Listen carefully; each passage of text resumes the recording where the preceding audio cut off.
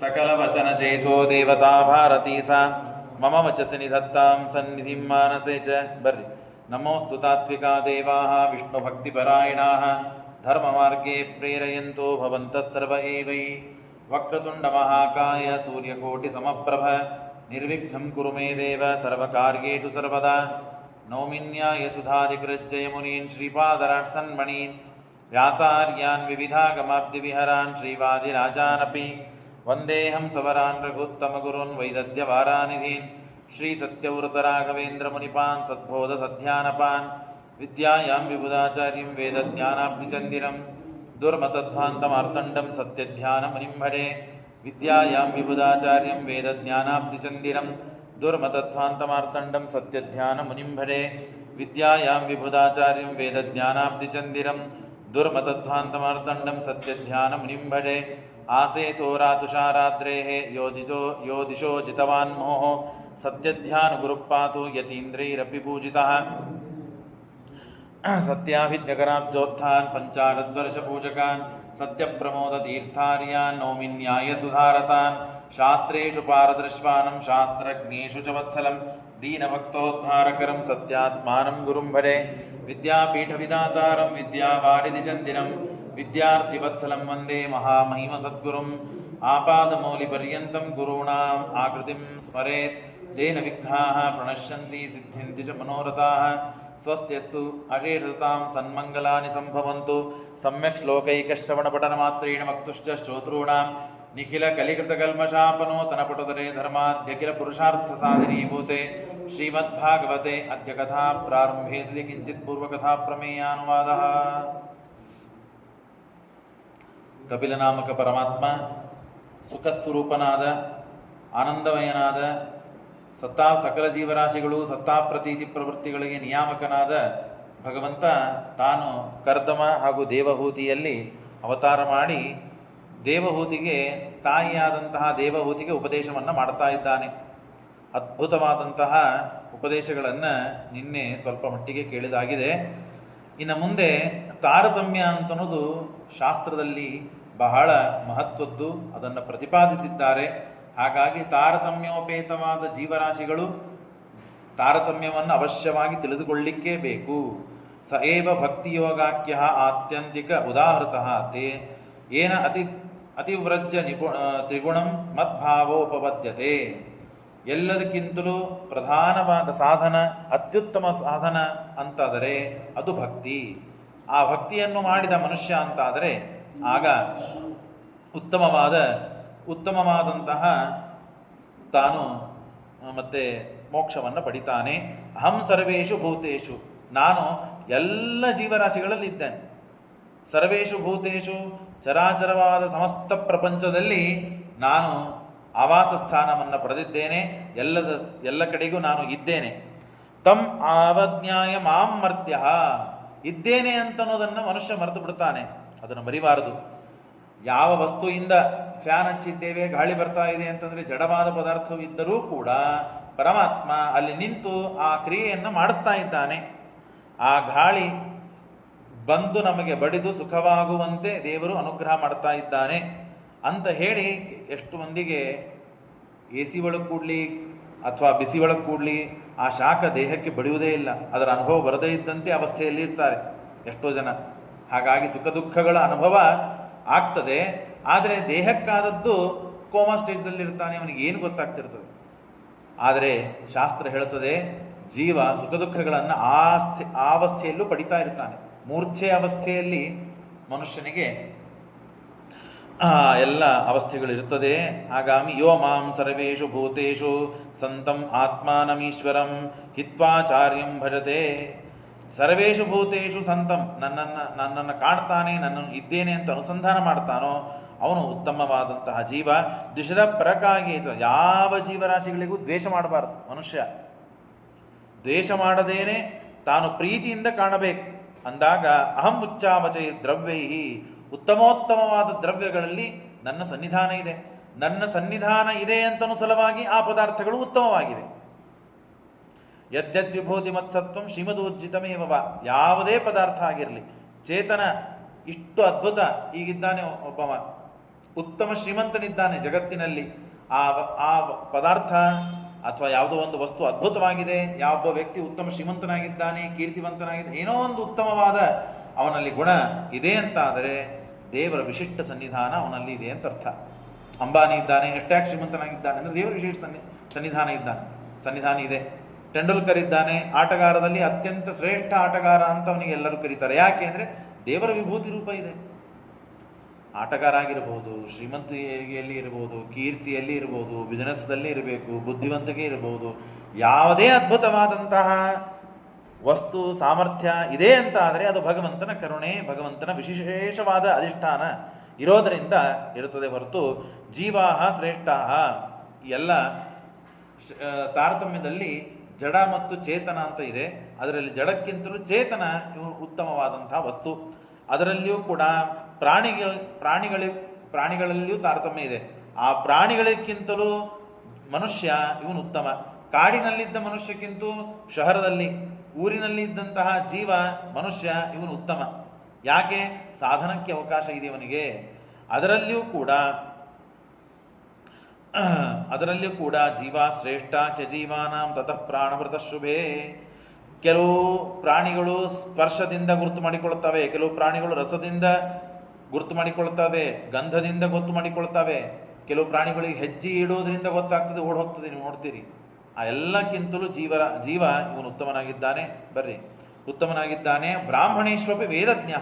ಹಾಗಾಗಿ 4 ವರ್ಣದರು, ಬರ್ರಿ, 4 ವರ್ಣದ ಇದ್ದ ಜೀವರಾಶಿಗಳಿದ್ದಾರೆ. ಬ್ರಾಹ್ಮಣ, ಕ್ಷತ್ರಿಯ, ವೈಶ್ಯ, ಶೂದ್ರ. ಅದರಲ್ಲಿ ಬ್ರಾಹ್ಮಣ ಉತ್ತಮ. ಕೇವಲ ವರ್ಣದಿಂದ ಇದ್ದ ಮಾತ್ರಕ್ಕೆ ಬ್ರಾಹ್ಮಣನು ಉತ್ತಮ ಅಂತ ಆಗುವುದಿಲ್ಲ. ಬ್ರಾಹ್ಮಣನಿಗೆ ಹೇಳಬೇಕಾದಂತಹ ಏನು ಸಾಧನೆಯನ್ನು ಹೇಳಿದ್ದಾರೆ? ಸ್ವಧರ್ಮ ವಿಪ್ರಸ್ಥ ಜಪೋಪದೇಶವು, ಜಪ ಉಪದೇಶಗಳನ್ನು, ಶ್ರವಣ ಮನನ ನಿಧಿಧ್ಯಾಸನಗಳನ್ನು ನಿರಂತರವಾಗಿ ಮಾಡ್ತಾ ಇದ್ದವನು ಉತ್ತಮ ಅಂತ ಹೇಳಿದ್ದಾರೆ. ಅವನು ವೇದಜ್ಞನಾಗಿರಬೇಕು. ಅಟ್ಲೀಸ್ಟ್ ಏನಂತಾರೆ, ಋಗ್ವೇದ ಒಂದಿತ್ತು ಅಂದರೆ ಋಗ್ವೇದ ಆದರೂ ಅವನಿಗೆ ಬರ್ತಿರ್ಬೇಕು, ಯಜುರ್ವೇದ ಇದ್ದರೆ ಯಜುರ್ವೇದ, 4 ವೇದಗಳನ್ನು ಕಲಿಯಲೇಬೇಕು ಅವನು. ಆಗದೇ ಇದ್ದಾಗ ಈ ಒಂದು ವೇದ ಆದರೂ ಬರಬೇಕು. ಕೇವಲ ವೇದವನ್ನು ತಿಳಿದು ಮಾತ್ರಕ್ಕೆ ಅವನು ಉತ್ತಮನಾಗುವುದಿಲ್ಲ. ವೇದಗಳನ್ನು ಅನ್ನಬೇಕಾದಾಗ ಅನುಸಂಧಾನದಿಂದ ಅನ್ನಬೇಕು. ವೇದಜ್ಞನಾಗಿರಬೇಕು, ಅದರೊಳಗೂ ಅರ್ಥಜ್ಞನಾಗಿರಬೇಕು. ಅರ್ಥಜ್ಞನಲ್ಲೂ ಕೂಡ ಸಂಶಯಚ್ಛೇತ್ತ, ನಮಗೆ ಬಂದಂತಹ ಸಂಶಯಗಳನ್ನು ಪರಿಹಾರ ಮಾಡುವ ವ್ಯಕ್ತಿ ಯಾರಿದ್ದಾನೆ ನೋಡ್ರಿ, ಅವನು ಎಲ್ಲರಿಗಿಂತ ಉತ್ತಮ. ಹಾಗಾಗಿ ಅರ್ಥಜ್ಞಕ್ಕಿಂತಲೂ ಸಂಶಯವನ್ನು ಪರಿಹಾರ ಮಾಡುವ ವ್ಯಕ್ತಿ ಇವನು ಅದಕ್ಕಿಂತ ಉತ್ತಮನಾಗಿದ್ದಾನೆ ಅಂತ ಹೇಳಿ, ಮುಕ್ತ ಸಂಗಸ್ತೋ ಭೂಯಾನ್ ಅದೋಕ್ತ ಧರ್ಮನಾಪ್ನಃ ಬ್ರಾಹ್ಮಣೇಶ್ವಪಿ ವೇದಜ್ಞ ಅರ್ಥಜ್ಞೋಪ್ಯಧಿಕಸ್ತತಃ. ಅರ್ಥಜ್ಞಾತ್ ಸಂಶಯಚ್ಛೇತ್ತ, ಅರ್ಥಜ್ಞನಲ್ಲಿಯೂ ಕೂಡ ಸಂಶಯವನ್ನು ಪರಿಹಾರ ಮಾಡೋನು ಯಾರೋ ಅವನೆಲ್ಲಕ್ಕಿಂತಲೂ ಉತ್ತಮ. ಮುಕ್ತ ಸಂಗಸ್ತೋ ಭೂಯಾನ್. ಹೀಗೆ ಜೀವರಾಶಿಗಳಲ್ಲಿ ತಾರತಮ್ಯವನ್ನು ತಿಳಿದುಕೊಂಡು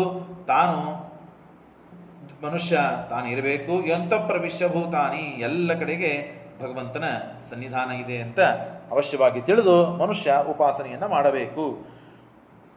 ನಮ್ಮ ಜೀವನ ಹೇಗಿದೆ, ನಾವು ಹೇಗೆ ಕಳೀತೇವೆ, ಹೇಗೆ ಕಳಿಬೇಕು ಅಂತನ್ನೋದನ್ನು ಮಧ್ಯಮ ಅವಸ್ಥಾದಿಂದ ವೃದ್ಧನಾಗಿ ದೇಹವನ್ನು ಬಿಡುವವರೆಗೂ ಒಂದು ಅವಸ್ಥೆಯನ್ನು ಉಪದೇಶ ಮಾಡಿಕೊಡ್ತಾನೆ.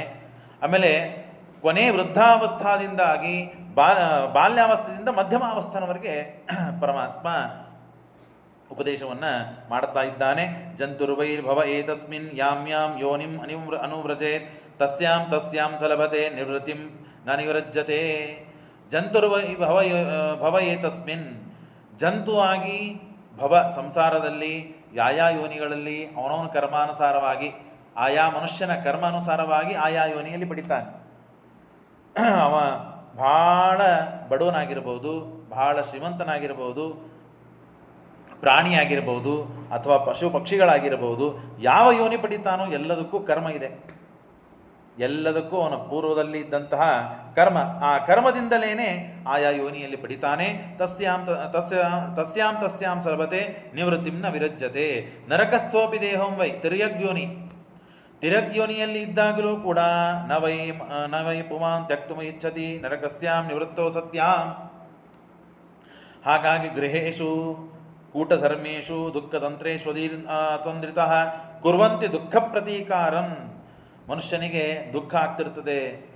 ಸಂಕಟ ಆಗ್ತಿರ್ತದೆ.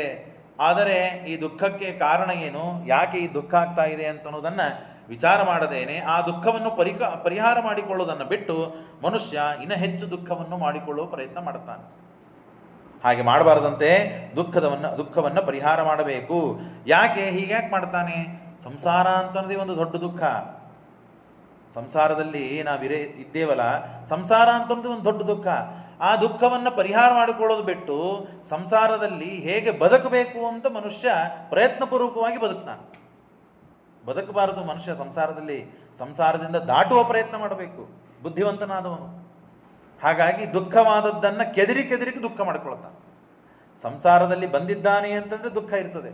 ಅದರಲ್ಲಿಯೂ ಕೂಡ ಹೆಂಡತಿ ಅಂತಾನೆ, ಮಕ್ಕಳು ಅಂತಾನೆ, ತಾನು ದುಡಿಬೇಕು ಅಂತಾನೆ, ದುಡಿದು ಹೆಚ್ಚು ರೊಕ್ಕ ಮಾಡಬೇಕು ಅಂದ್ಕೊಳ್ತಾನೆ.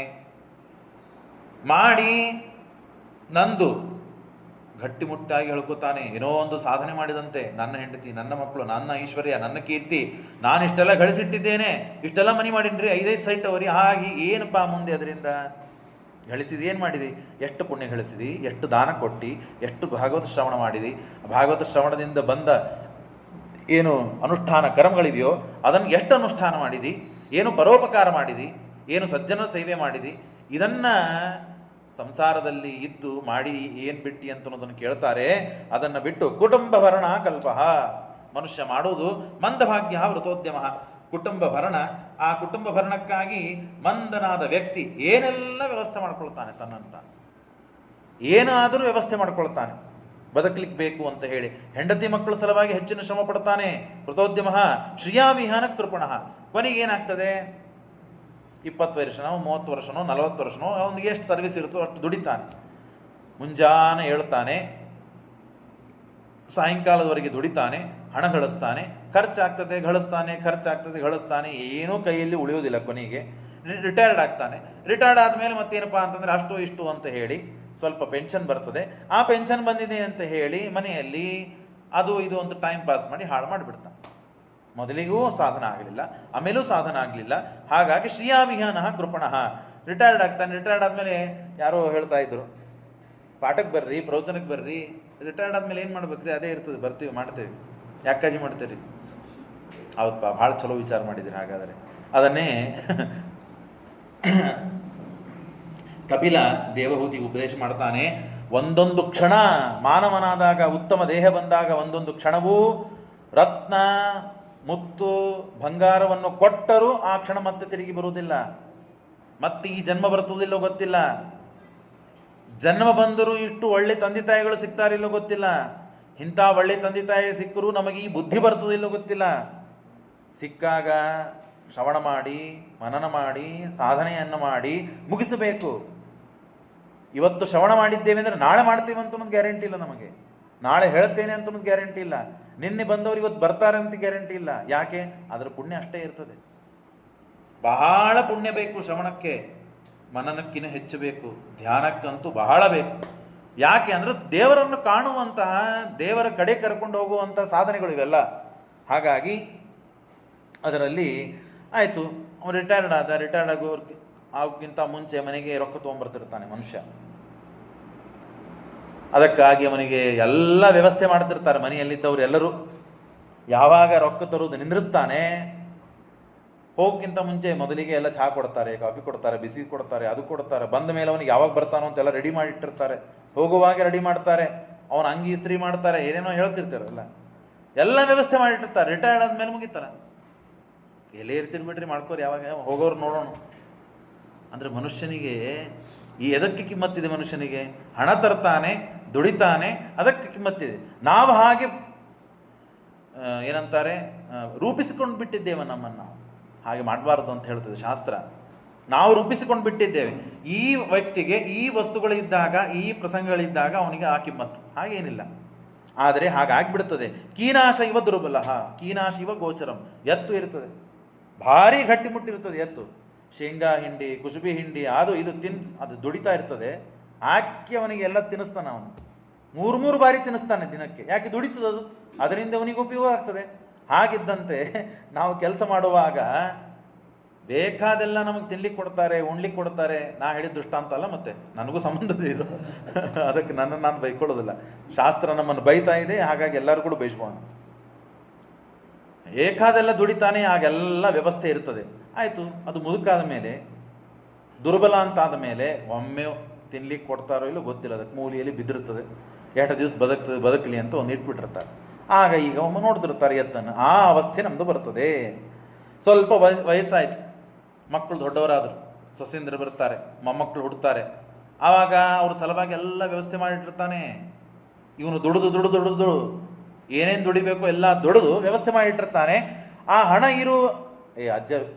ಅಜ್ಜ ಅಂತ ಮೊಮ್ಮಕ್ಕಳಂತಾರೆ, ಮಾವ ಅಂತ ಸೊಸೆಂದರಂತಾರೆ. ಯಾವಾಗ ಇವನ ಕಡೆ ಬ್ಯಾಂಕ್ ಬ್ಯಾಲೆನ್ಸ್ ಇದೆ ಅಂತ ಗೊತ್ತಿದ್ದರೆ, ಏನೂ ಇಲ್ಲ, ಇವನು ಮದುವೆ ಒಳಗೆ ಎಲ್ಲ ಖರ್ಚು ಮಾಡಿಬಿಟ್ಟಿದ್ದಾನಂದರೆ, ಆಯಿತು, ನಿಮ್ಮ ವ್ಯವಸ್ಥೆ ನೀವು ನೋಡ್ಕೊಳ್ರಿ, ನಿಮಗೇನು ಬೇಕಂತ ಮಾಡ್ಕೊಳ್ರಿ, ಆವಾಗ ಬರ್ತೀರಿ ಮನೆಗೆ ಅಂತ ಹೇಳಿ ಅವನನ್ನು ವ್ಯವಸ್ಥೆ ಮಾಡಿಬಿಡ್ತಾರೆ ಅಷ್ಟೇ. ನಾದ್ರಿಯಂತೆ ಯಥಾಪೂರ್ವಂ ಕೀನಾಶ ಇವದೋಚರಂ.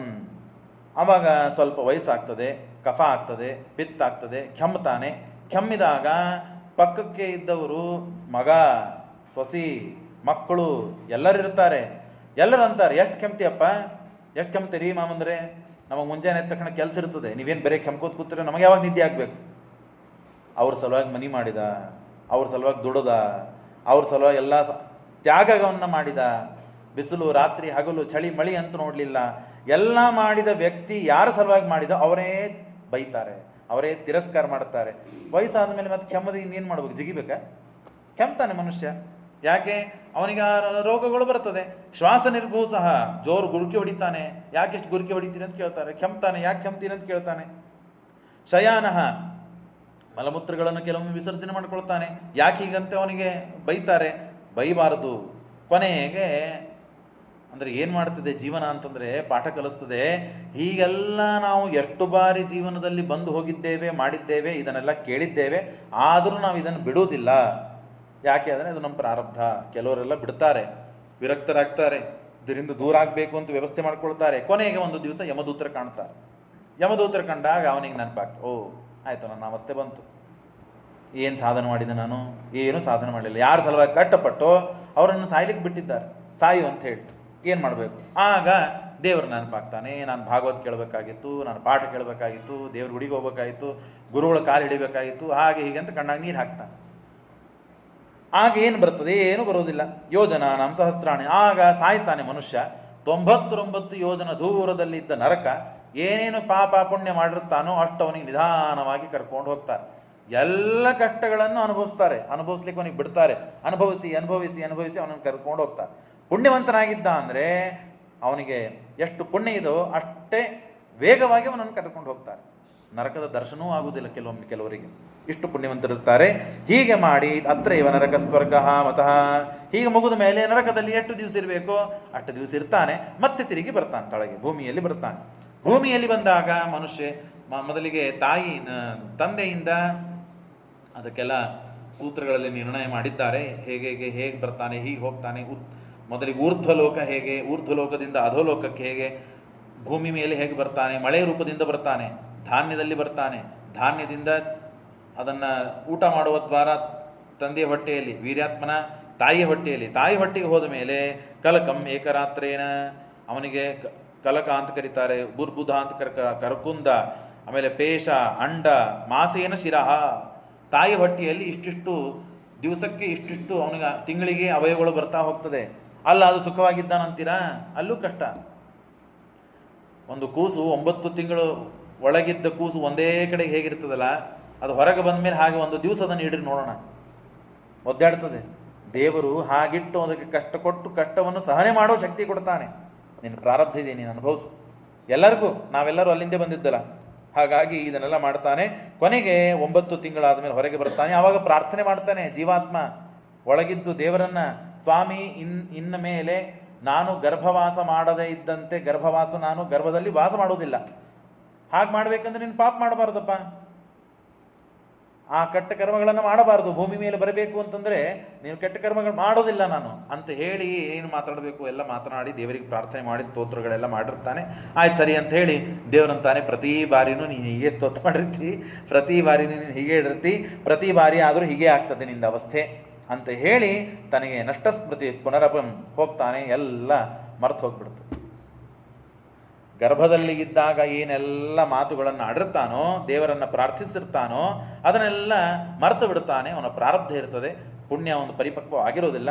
ಹೊರಗೆ ಬರ್ತಾನೆ, ಮತ್ತೆ ಅದೇ ಹುಟ್ಟುತ್ತಾನೆ. ಹುಟ್ಟಿದ ಮೇಲೆ ಅಲ್ಲಾದರೂ ಸ್ವಾತಂತ್ರ್ಯನ ಇಲ್ಲ, ಹಾಲು ಕುಡಿಬೇಕು ಅನಿಸ್ತಿರ್ತದೆ, ಹುಳ ಕಡ್ದಿದೆ ಅಂತ ಹೇಳಿ ತಾಯಿ ಮೈ ಮೇಲೆಲ್ಲ ಕೈ ಆಡಿಸ್ತಿರ್ತಾಳೆ. ಹುಳ ಕಡಿತಿರ್ತದೆ, ಅಳ್ತಾ ಇದೆ ಯಾಕಂತ ಹಾಲು ಕುಡಿಸ್ತಾಳೆ. ಯಾವುದು ಅಭಿಪ್ರೇತ ಮಾಪನ್ನ, ಯಾವುದು ನಮಗೆ ಅಭಿಪ್ರೇತವಿದೆಯೋ ಎಂದೂ ನಮ್ಮ ಕಡೆಯಿಂದ ಆಗೋದೇ ಇಲ್ಲ, ನಾವು ಬೇಕಾದದ್ದು ಸಿಗೋದೇ ಇಲ್ಲ. ಸ್ವಲ್ಪ ದೊಡ್ಡವನಾಗ್ತಾನೆ, ಹೊರಗೆ ಹೋಗಬೇಕು ಓಡಾಡಬೇಕು ಅಂತಾರೆ, ಅಪ್ಪ ಅಮ್ಮ ಬೈತಿರ್ತಾರೆ, ಇಲ್ಲಿ ಬಾ ಕೊಡು ಹೋಗ್ಬೇಡ ಹಾಗೆ ಹೀಗೆ ಅಂತ ಹೇಳಿ, ಅದಕ್ಕೂ ಸ್ವಾತಂತ್ರ್ಯ. ದೊಡ್ಡವನಾಗ್ತಾನೆ, ದೊಡ್ಡವನಾದ್ಮೇಲೆ ಇಂಜಿನಿಯರ್ ಆಗ್ಬೇಕು ಅನ್ಕೋತಾನೆ, ಡಾಕ್ಟರ್ ಆಗೋಗ್ತಾನೆ, ಸೀಟ್ ಸಿಗುವುದಿಲ್ಲ, ಅದು ಇದು ಇಷ್ಟೆಲ್ಲ ಕಷ್ಟಪಟ್ಟಿದೆ, ಯಾವ್ದಾಗ್ಲಿಲ್ಲ, ಅಲ್ಲೂ ಸಮಸ್ಯೆ ಅವನಿಗೆ. ಇನ್ನು ವಯಸ್ಸಾಯ್ತು ನನಗೆ, ಯಾರು ಮಾತಾಡಿಸ್ಬೇಡ್ರಿ, ನಾನು ಯಾರು ಹೇಳೋದು ಕೇಳೋದಿಲ್ಲ, ಅವ್ನು ಸೊಕ್ಕಿಗೆ ಬರ್ತಾನೆ, ಮದುವೆ ಮಾಡ್ಕೊಳ್ತಾನೆ. ಮದುವೆ ಮಾಡ್ಕೊಂಡ್ರೆ ಮತ್ತೆ ಹೆಂಡತಿ ಮಕ್ಕಳು, ಅದೇ ಸಂಸಾರ ಪ್ರಾರಂಭವಾಗ್ತದೆ. ಕೊನೆಗೇನಾಯಿತು? ಭೂತೈರ್ ಪಂಚಾವಿರಬ್ಧ ದೇಹ ಬುದ್ಧೋ ಅಹಮಿತ್ಯ. ಕೊನೆಗೆ ಸತ್ಯಂ ಶೌಚಂ ಜಯ ಇಷ್ಟೆಲ್ಲ ಆಗಿ ಅವನು ಏನಾದರೂ ಒಳ್ಳೆ ಕರ್ಮ ಪುಣ್ಯ ಇತ್ತು ಅಂದರೆ ಸತ್ಯ, ಶೌಚ, ದಯಾ, ಮೌನ, ವೃದ್ಧಿ, ಹ್ರೀ ಯಶಃ, ಕ್ಷಮಾಶಾಂತೋ ದಮೋ ಭಾಗ. ಇಂಥ ಜನ ಸಜ್ಜನರು ಯಾವಾಗೋ ಒಮ್ಮೆ ಅವನಿಗೆ ಬಡಿತಾರೆ ಅಂದರೆ ಸಂಪರ್ಕವಾಗ್ತದೆ. ಸಂಪರ್ಕವಾಗಿ ಅವನ ಪುಣ್ಯ ಪರಿಪಕ್ವವಾಗಿತ್ತು ಅಂತಂದರೆ ಸ್ವಲ್ಪ ಬರೀ ಇಲ್ಲಿ ಹೋಗೋಣ, ಭಾಗವತ ನಡೆದಿದೆ ಅಂತ ಯಾರಾದರೂ ಕರ್ಕೊಂಡು ಬರ್ತಾರೆ, ಎಲ್ಲ ಸುದ್ದಿ ಬೀಳುತ್ತದೆ, ಬರ್ತಾನೆ. ಒಂದೇ ದಿನ ಕೇಳಿದ್ರೂ ಪುಣ್ಯ ಇದೆ, ಕೇಳದೇ ಇದ್ರೂ ಪಾಪನೂ ಇದೆ. ಹಾಗಾಗಿ ಎಷ್ಟು ಕೇಳ್ತಾನೋ ಅಷ್ಟು ಪುಣ್ಯ, ಬಿಟ್ಟರೆ ಪಾಪ. 7 ದಿವಸ ಇದೆ, ಹಾಗಾಗಿ 7 ದಿವಸ ಕೇಳಿದ್ದೀವಿ, ಪುಣ್ಯ ಇದೆ. ಇನ್ನೆಲ್ಲ ವರ್ಷ ಕೇಳಿರಂಗೆ ಎಲ್ಲ, ಆವಾಗೇನು ಮಾಡಬೇಕು? ಹಾಗಾಗಿ ವರ್ಷದ ಉದ್ದ ಕೇಳಿಲ್ಲ ಅಂತ ಹೇಳಿ ಪ್ರಾಯಶ್ಚಿತ್ತಾನುಸಾರವಾಗಿ ನಾವು ನೊಂದು 7 ದಿನಗಳು ಕೇಳಬೇಕು ಅಂತಿದೆ. ಅಲ್ಲ ಅಂದರೆ ಅನೇಕ ಜನ ಬೇರೆ ಬೇರೆ ಪ್ರಸಂಗದಲ್ಲಿ ಕೇಳಿರ್ತಾರೆ, ಪ್ರತಿ ಕ್ಷಣವೂ ಕೇಳಬೇಕು ಅಂತಿದೆ. ನಾವು ಹಿಂದೆ ಕೇಳಿದ್ವಲ್ಲ, ದಿನಕ್ಕೆ 1 ಶ್ಲೋಕವಾದರೂ ಭಾಗವತವನ್ನು ಕೇಳಬೇಕು ಅಂತಿದೆ. ಆಗ್ತದ? ಕೇಳಲಿಕ್ಕೆ ಆಗೋದಿಲ್ಲ. ಅಂದಮೇಲೆ ಈ ಪ್ರಸಂಗ ಬರುತ್ತದೆ, ಸಂಗಮ್ ನ ಕುರ್ಯಾತ್ ಛೋಚ್ಚೇಷು. ಕೆಲವರಿಗೆ ಚಲೋ ಕುಲೋತ್ಪನ್ನ, ಒಳ್ಳೆ ಬುದ್ಧಿ, ಒಳ್ಳೆ ವಿದ್ಯಾ, ಒಳ್ಳೆ ತಂದೆ ತಾಯಿಗಳು, ಆದರೆ ಸಹವಾಸ ಸಂಪರ್ಕ ಕೆಟ್ಟದಿರ್ತದೆ, ಹಾಳಾಗ್ತಾ ಹೋಗ್ತಾನೆ. ಹೀಗೆಲ್ಲ ಅವಸ್ಥೆ ಇದೆ ಅಮ್ಮ. ಹಾಗಾಗಿ ಎನ್ನಾಮಧೇಯ ಶ್ರವಣಾನು ಕೀರ್ತನಾತ್. ಹಾಗಾಗಿ ಯಾರು ದೇವರನ್ನು ಸ್ಮರಣೆ ಮಾಡ್ತಾರೋ, ದೇವರನ್ನು ಆರಾಧಿಸ್ತಾರೋ ಅಂಥವ್ರ ಸಂಪರ್ಕದಲ್ಲಿ ಇದ್ದರೆ ನಮ್ಮ ಜೀವನ ಸುರಕ್ಷಿತವಾಗಿರ್ತದೆ. ನಾವು ರೋಗಗಳಾದಾಗ, ಆಪರೇಷನ್ಗಳಾದಾಗ ಡಾಕ್ಟ್ರು ದೂರಿಂದ ನಮ್ಮನ್ನು ನೋಡ್ಲಿಕ್ಕೆ ಕೊಡ್ತಾರೆ. ICU ಅಂತ ಒಂದು ಇದು ಮಾಡಿರ್ತಾರೆ, ಅಲ್ಲಿ ಒಂದು ಗ್ಲಾಸ್ ಹಾಕಿ ಮಾಡಿ ಅದನ್ನು ಭದ್ರವಾಗಿ ಇಟ್ಟಿರ್ತಾರೆ. ಇವನಿಗೆ ಇನ್ಫೆಕ್ಷನ್ ಆಗಬಾರದು, ಇವನಿಗೆ ಬೇರೆಯವರಿಂದ ನಮ್ಮವರನ್ನೇ ನಮ್ಮನ್ನು ಹತ್ರ ಬಂದು ಕಳಿಸ್ಕೊಡೋದಿಲ್ಲ. ನಮ್ಮ ತಂದೆ ಇರ್ತಾರೆ, ನಮ್ಮ ತಾಯಿ ಇರ್ತಾರೆ, ನಮ್ಮ ಹೆಂಡತಿ ಇರ್ತಾರೆ, ಅವ್ರನ್ನೇ ಭೇಟಿ ಆಗಲಿಕ್ಕೆ ನಮಗೆ ಬಿಡೋದಿಲ್ಲ. ಯಾಕೆ? ನಮ್ಮಿಂದಲೇ ಅವರಿಗೆ ಇನ್ಫೆಕ್ಷನ್ ಇರ್ತದೆ, ಆಗೋದು ಬೇಡ ಅಂಥೇಳಿ ಡಾಕ್ಟ್ರು ದೂರ ಮಾಡ್ತಾರೆ. ಇದು ಲೌಕಿಕವಾದ ಇನ್ಫೆಕ್ಷನ್ಗಳು. ಹಾಗೆ ಆಧ್ಯಾತ್ಮಿಕವಾದ ಇನ್ಫೆಕ್ಷನ್ಗಳು ನಮಗೆ ಬಹಳ ಇದೆ. ಏನದು? ಕಾಮ, ಕ್ರೋಧ, ಲೋಭ, ಮದ, ಮಾತ್ಸರ್ಯ, ಇವೆಲ್ಲ ಮನಸ್ಸಿನ ಮೇಲೆ ಬಹಳ ಇನ್ಫೆಕ್ಷನ್ಗಳಿವೆ. ಅದನ್ನು ಪರಿಹಾರ ಮಾಡ್ಕೋಬೇಕು ಅಂದರೆ ಇದಕ್ಕೂ ನಾವು ಒಂದು ಟ್ರೀಟ್ಮೆಂಟ್ ಕೊಡಬೇಕಲ್ಲ. ಅದ್ಯಾವುದು ಅಂದರೆ ಶಾಸ್ತ್ರ ಶ್ರವಣನೆ. ಮೇಲಿಂದ ಮೇಲೆ ಅನಾರೋಗ್ಯ ಆಗಬಾರದು. ಗುರು ಡಾಕ್ಟರ್ ಹತ್ರ ಹೋಗಿ ಈಗೇನದು ವರ್ಷದ ಚೆಕಪ್ ಅಂತೇನೋ ಮಾಡ್ಕೋತೀವಲ್ಲ, 1 ವರ್ಷಕ್ಕೊಮ್ಮೆ ಇಡೀ ಬಾಡಿ ಚೆಕಪ್ ಅಂತ ಹೇಳಿ 50,000, 30,000, 20,000 ಆಯಾ ಡಾಕ್ಟ್ರು ಆಯಾ ಹಾಸ್ಪಿಟಲ್ ಮೇಲೆ ಹೋಗ್ತದೆ. ಚೆಕಪ್ಗಳು ಮಾಡಿಸ್ಕೊಳ್ಬೇಕಂತೇಳಿ ಮಾಡಿಸ್ಕೋತೀವಿ ನಾವು. ಇಲ್ಲಿ ಯಾರೂ ಫ್ರೀ ಚೆಕಪ್ ಮಾಡೋಂಗಿಲ್ಲ. ಅವ್ರಿಗೆ ಹಣ ಕೊಟ್ಟು, ಡಾಕ್ಟರ್ಗಳಿಗೆ ಹೋಗಿ, ಹಾಸ್ಪಿಟಲಿಗೆ ಹೋಗಿ ಹಣ ಕೊಟ್ಟು ನಮ್ಮ ರೋಗಗಳು ಏನಿವೆ ಅಂತ ನಾವು ತಿಳಿದುಕೊಂಡು ಆ ರೋಗಕ್ಕೆ ಉಪಚಾರ ಮಾಡಲಿಕ್ಕೆ ಮತ್ತೆ ರೊಕ್ಕ ಖರ್ಚು ಮಾಡಲಿಕ್ಕೆ ಬೇಕು, ಎಲ್ಲರೂ ಮಾಡ್ತೇವೆ. ಇಲ್ಲಿ ಫ್ರೀಯಾಗಿ ರೋಗಗಳನ್ನು ಹೇಳುತ್ತದೆ ಭಾಗವತ. ಮನುಷ್ಯ ಸಂಸಾರದಲ್ಲಿ ಇದ್ದ ರೋಗಗಳು ಏನಿವೆ, ನಿನ್ನ ಅವಸ್ಥೆ ಏನಿದೆ, ನಿನ್ನ ಪರಿಸ್ಥಿತಿ ಏನಿದೆ, ನೀನು ಏನು ಮಾಡಬೇಕು ಅಂತ ಫ್ರೀ ಹೇಳ್ತದೆ. ಇದಕ್ಕೆ ಯಾರೂ ಕೇಳಲಿಕ್ಕೆ ತಯಾರಿಲ್ಲ. ಅಲ್ಲಿ ರೊಕ್ಕ ಕೊಟ್ಟು ಹೋಗ್ತದೆ. ಯಾಕೆ? ಅಲ್ಲಿ ಫ್ರೀ ಇಲ್ಲಲ್ಲ. ಫ್ರೀ ಇದ್ದಲ್ಲಿ ಏನೂ ಕಿಮ್ಮತ್ತಿಲ್ಲ. ಹಾಗಾಗಿ ಗುರುಗಳ ಹತ್ರ ಹೋಗಿ ನಮ್ಮ ದೋಷಗಳನ್ನು ಕೇಳ್ಕೊಳ್ಬೇಕಂತ, ಏನು ತಪ್ಪಾಯ್ತು ನನ್ನಿಂದ, ನಾನು ಏನು ಮಾಡಬೇಕಾಗಿತ್ತು, ಏನು ಮಾಡ್ತಾ ಇದ್ದೇನೆ, ಈ ಉಪದೇಶ ಮಾಡಿರಿ. ಅವ್ರು ಮೊದಲೇ ಹೇಳೋದಿಲ್ಲ. ಹೇಳಿ ಅಂತ ಹೇಳಿ ಇವನು ಹೇಳ್ತಾ ಹೋದರೆ ನಿಮಗೆ ಬುದ್ಧಿ ಇಲ್ಲೇನ್ರಿ ಏನಾರು ಹೇಳ್ತೀರಂತೀವಿ, ಅವನು ಶಿಷ್ಯನೇ ಬೈದ್ಬಿಟ್ರೆ ಗುರುಗೆ ಏನು ಮಾಡಬೇಕು. ಹಾಗಾಗಿ ಮೊದಲು ಪರೀಕ್ಷೆ ಮಾಡ್ತಾರೆ ಅವರು. ಇವನು ಹೆಂಗಿದ್ದಾನೆ, ಇವನು ಎಷ್ಟು ಪರಿಣಾಮ ಆಗಿದೆ, ಎಷ್ಟು ಶ್ರಮಣ ಮಾಡ್ಬೇಕು ಅಂದ್ಕೊಂಡಿದ್ದಾನೆ, ಏನಿಂದ ಅವಸ್ಥೆ ಎಲ್ಲ ಅರ್ಥ ಮಾಡಿಕೊಂಡು ನಿಧಾನ ನಿಧಾನ ನಿಧಾನವನನ್ನು ತಿಳಿಸ್ತಾ ಹೋಗ್ತಾರೆ. ಹಾಗಾಗಿ ಇದನ್ನೆಲ್ಲ ಮಾಡಬೇಕಮ್ಮ. ಗುರುಗಳ ದೇವರ ನಾಮಸ್ಮರಣೆಯನ್ನು ಅವರ ಕಡೆಗೆ ಹೋಗಿ ದೋಷಗಳನ್ನು ನಾವು ಕೇಳಿಕೊಳ್ಬೇಕಂತೆ. ದೋಷಗಳನ್ನು ಕೇಳಿಕೊಂಡು ನಾವು ಪರಿಹಾರ ಮಾಡ್ಕೋಬೇಕು. ಮಾಡಿಕೊಂಡರೆ ಈ ಸಂಸಾರದಿಂದ ಮುಕ್ತರಾಗುವ ಹೆಜ್ಜೆಗಳನ್ನು ಇಡ್ತಾ ಹೋಗ್ತೇವೆ. ಇಲ್ಲದೆ ಇದ್ರೆ ಇದು ಮುಗಿಯುವುದಿಲ್ಲ. ದೇಶ ಕಾಲಗಳು ಅನಂತ, ಜೀವರಾಶಿಗಳು ಅನಂತ, ಸಂಸಾರವು ಅನಾದಿ ಕಾಲದಿಂದ ಇದೆ. ಅನಂತ ಕಾಲದವರೆಗೆ ನಮಗೆ ಇರಬಾರದು. ನಾವು ಮುಕ್ತರಾಗಬೇಕು ಅಂತಾದರೆ ಇದನ್ನೆಲ್ಲ ಮಾಡಬೇಕು ಅಂತ ಹೇಳಿ ಕಪಿಲಾಮಕ ಪರಮಾತ್ಮ ಆ ತಾಯಿಗೆ ದೇವಹೂತಿಗೆ ಉಪದೇಶ ಮಾಡಿ ಎಷ್ಟು ಆನಂದ ಆಗಬೇಕು ದೇವಹೂತಿಗೆ. ಪ್ರತಿ ಕ್ಷಣಕ್ಕೂ ಆ ದೇವರ ಮುಖದಿಂದ ಕೇಳ್ತಾ ಇದ್ದಾಳೆ. ಆನಂದ, ಕಣ್ಣೀರು, ಆನಂದ ಬಾಷ್ಪಗಳು ಹರಿದು ಕೊನೆಗೆ ಅಲ್ಲಿ ಸಿದ್ಧಪದ ಅಂತ ಆಗಿ ತಾನು ಮುಕ್ತಳಾಗಿದ್ದಾಳೆ. ಕಪಿಲರು ಕೂಡ ನಾನು ಹೋಗಿ ಬರ್ತೇನೆ, ಇನ್ನು ಬೇರೆಯವರಿಗೆ ಉಪದೇಶ ಮಾಡಲಿಕ್ಕೆ ನಾನು ಅವತಾರ, ಕೇವಲ ನೀನು ನಿಮಿತ್ತ, ನಿನಗೂ ಉಪದೇಶ ಮಾಡಿದ್ದೇನೆ, ಇದರಿಂದ ಮುಕ್ತಳಾಗು ಅಂತ ಹೇಳಿ ಆ ಸ್ಕಂದವನ್ನು ಮುಗಿಸ್ತಾರೆ. ಇನ್ನು ಚತುರ್ಥ ಸ್ಕಂದದಲ್ಲಿ ಸ್ತ್ರೀ, ಬಾಲ, ತರುಣ, ವೃದ್ಧ 4 ಜನ. ಸ್ತ್ರೀ ಅಂದರೆ ಸತೀದೇವಿ ಆಖ್ಯಾನ, ಬಾಲ ಅಂತಂದರೆ ಬಲಿಚಕ್ರ ಯಾರು ಧ್ರುವರಾಜ, ಇನ್ನು ತರುಣ ಅಂತಂದರೆ ಪೃಥು ಚಕ್ರವರ್ತಿ, ಇನ್ನು ಪ್ರಾಚೀನ ವೃದ್ಧ ಅಂದರೆ ಪ್ರಾಚೀನ ಬರಿ. ಹೀಗೆ 4 ಕಥೆಗಳಿವೆ. ಸತೀದೇವಿ ಆಖ್ಯಾನ ಬಹಳ ವಿಚಿತ್ರ ಇದೆ. ಪ್ರಸೂತಿಂ ಮಾನವೀಂ ದಕ್ಷೆ ಉಪಮೇಯೇ ಮಹಾತ್ಮಜಃ. ಆಗ ಸತೀದೇವಿ ದಕ್ಷ ಪ್ರಜಾಪತಿ ತಾನು ಮದುವೆ ಮಾಡಿಕೊಂಡಿದ್ದಾನೆ. ಮದುವೆ ಮಾಡಿಕೊಂಡಾಗ ಅನೇಕ ಜನ ಹೆಣ್ಣು ಮಕ್ಕಳು, ಅದರಲ್ಲಿ ಕೊನೆಯಾದ ಮಗಳು ಅಂತಂದರೆ ಸತೀದೇವಿ. ಆ ಸತೀದೇವಿಯನ್ನು ಕೊಟ್ಟು ಮದುವೆ ಮಾಡಬೇಕು. ಯಾರಿಗೆ ಮದುವೆ ಮಾಡಬೇಕು ಅಂತಂದಾಗ ರುದ್ರದೇವರನ್ನು ಕೊಟ್ಟು ಮದುವೆ ಮಾಡಬೇಕು ಅಂತ ಹೇಳಿ ಬಹಳ ಸಂತೋಷದಿಂದ ರುದ್ರದೇವರಿಗೆ ಕೊಟ್ಟು ಮದುವೆ ಮಾಡಿರ್ತಾರೆ. ಒಂದು ದಿವಸ ಹೀಗೆ ಕಾರ್ಯಕ್ರಮದಲ್ಲಿ ಮೀಟಿಂಗ್ ಇರ್ತದೆ, ಕರೆದಿರ್ತಾರೆ, ದೇವತೆಗಳೆಲ್ಲ ಬಂದಿದ್ದಾರೆ. ಇವನು ಲೋಕಪಾಲಕ, ರುದ್ರದೇವರು ಲೋಕಪಾಲಕರು, ದಕ್ಷ ಪ್ರಜಾಪತಿ ಅವನು ಲೋಕಪಾಲಕ. ಕೂತಿರ್ತಾರೆ, ಸಭೆಯಲ್ಲಿ ನಡೀತಾ ಇರ್ತದೆ. ಆವಾಗ ಪ್ರಜಾಪತಿ ಬಂದಾಗ ಮತ್ತು ಲೋಕಪಾಲಕ ಅಂತ ಹೇಳಿ ಬಂದಿದ್ದಕ್ಕೆಲ್ಲರೂ ಎದ್ದು ನಿಂತು ಮರ್ಯಾದೆಗಾಗಿ ಎದ್ದು ನಿಂತರೆ ರುದ್ರದೇವರು ಎದ್ದು ನಿಂದ್ರಿಲ್ಲ. ಎದ್ದು ನಿಂತು ಮರ್ಯಾದೆ ಮಾಡಬೇಕಲ್ಲ, ಕುರ್ಚಿಯಿಂದ ಹೇಳಲಿಲ್ಲ. ಮಾವ ಬಂದಿದ್ದಾನೆ ಅಂತಾದರೂ ಹೇಳಬೇಕಾಗಿತ್ತು, ಮತ್ತು ಲೋಕಪಾಲಕ ಅಂತಾದರೂ ಹೇಳಬೇಕು, ಇರಲಿಲ್ಲ. ಬ್ರಹ್ಮದೇವರವನಿಗೆ ಒಡೆತನ ಕೊಟ್ಟಿದ್ದಾರೆ, ಆಧಿಪತ್ಯ ಕೊಟ್ಟಿದ್ದಾರೆ. ಅಂದಮೇಲೆ ಬ್ರಹ್ಮದೇವರ ಮಾತಿಗಾದರೂ ಹೇಳಬೇಕಾಗಿತ್ತು, ಹೇಳಿಲ್ಲ. ಬ್ರಹ್ಮದೇವರಿದ್ದರು, ಬ್ರಹ್ಮದೇವರ ಮಗ ದಕ್ಷ ಪ್ರಜಾಪತಿ, ಹಾಗಾಗಿ ಅವರೇನು ಹೇಳೋಕೆ ಕಾರಣ ಇಲ್ಲ, ಅವ್ರು ಕೂತಿದ್ದು. ರುದ್ರದೇವರು ಹಾಗೆ ಕೂತ್ಬಿಟ್ರು. ಹಾಗಾಗಿ ಸಿಟ್ಟಾಯ್ತು ಅವ್ರಿಗೆ. ಕೆಲವರು ಸ್ವಭಾವ ಇರ್ತದೆ, ನಾವು ಬಂದಾಗ ಏನು ಮಾಡ್ತಾ ಇದ್ದಾರೆ, ಎಚ್ಚರಿದಾರೋ ಇಲ್ಲೋ, ಹೇಳ್ತಾರೋ ಇಲ್ಲೋ, ನನಗೆ ಎಷ್ಟು ಮರ್ಯಾದೆ ಕೊಡ್ತಾರೆ ಅಂತ ದೊಡ್ಡವ್ರದ್ದು ನೋಡೋದು ಸ್ವಭಾವ ಇರ್ತದೆ. ಹಾಗೆ ಇವನು ನೋಡಿದಂತೆ ಅಯಂತು ಲೋಕಪಾಲಾನಾಂ ಯಶೋಘ್ನೋ ನಿರಪತ್ರಕಃ. ಸಿಟ್ಟಾಯ್ತು ಅವನಿಗೆ, ಬಹಳ ಅಸಮಾಧಾನ ಮಾಡಿಕೊಂಡು ಎಲ್ಲರ ಮುಂದೆ ಹೇಳ್ಕೊಳ್ತಾನೆ, ನೀನು ರುದ್ರ ನನ್ನ ಹಳೆಯ ಅಂತಂದ್ರೆ ಏನು, ಶಿಷ್ಯ ಇದ್ದ ಹಾಗೆ, ನಾನು ಮಾವ ಅಂದ್ರೆ ನನ್ನ ಗುರು ಇದ್ದಂಗೆ, ನಾನು ಬಂದಿದ್ದಕ್ಕೆ ಅವನಿಗೆ ಹೇಳಲಿಲ್ಲ, ಹಾಗಾಗಿ ಅಂತ ಹೇಳಿ ತಾನು ಶಾಪ ಕೊಡ್ತಾನಂತೆ.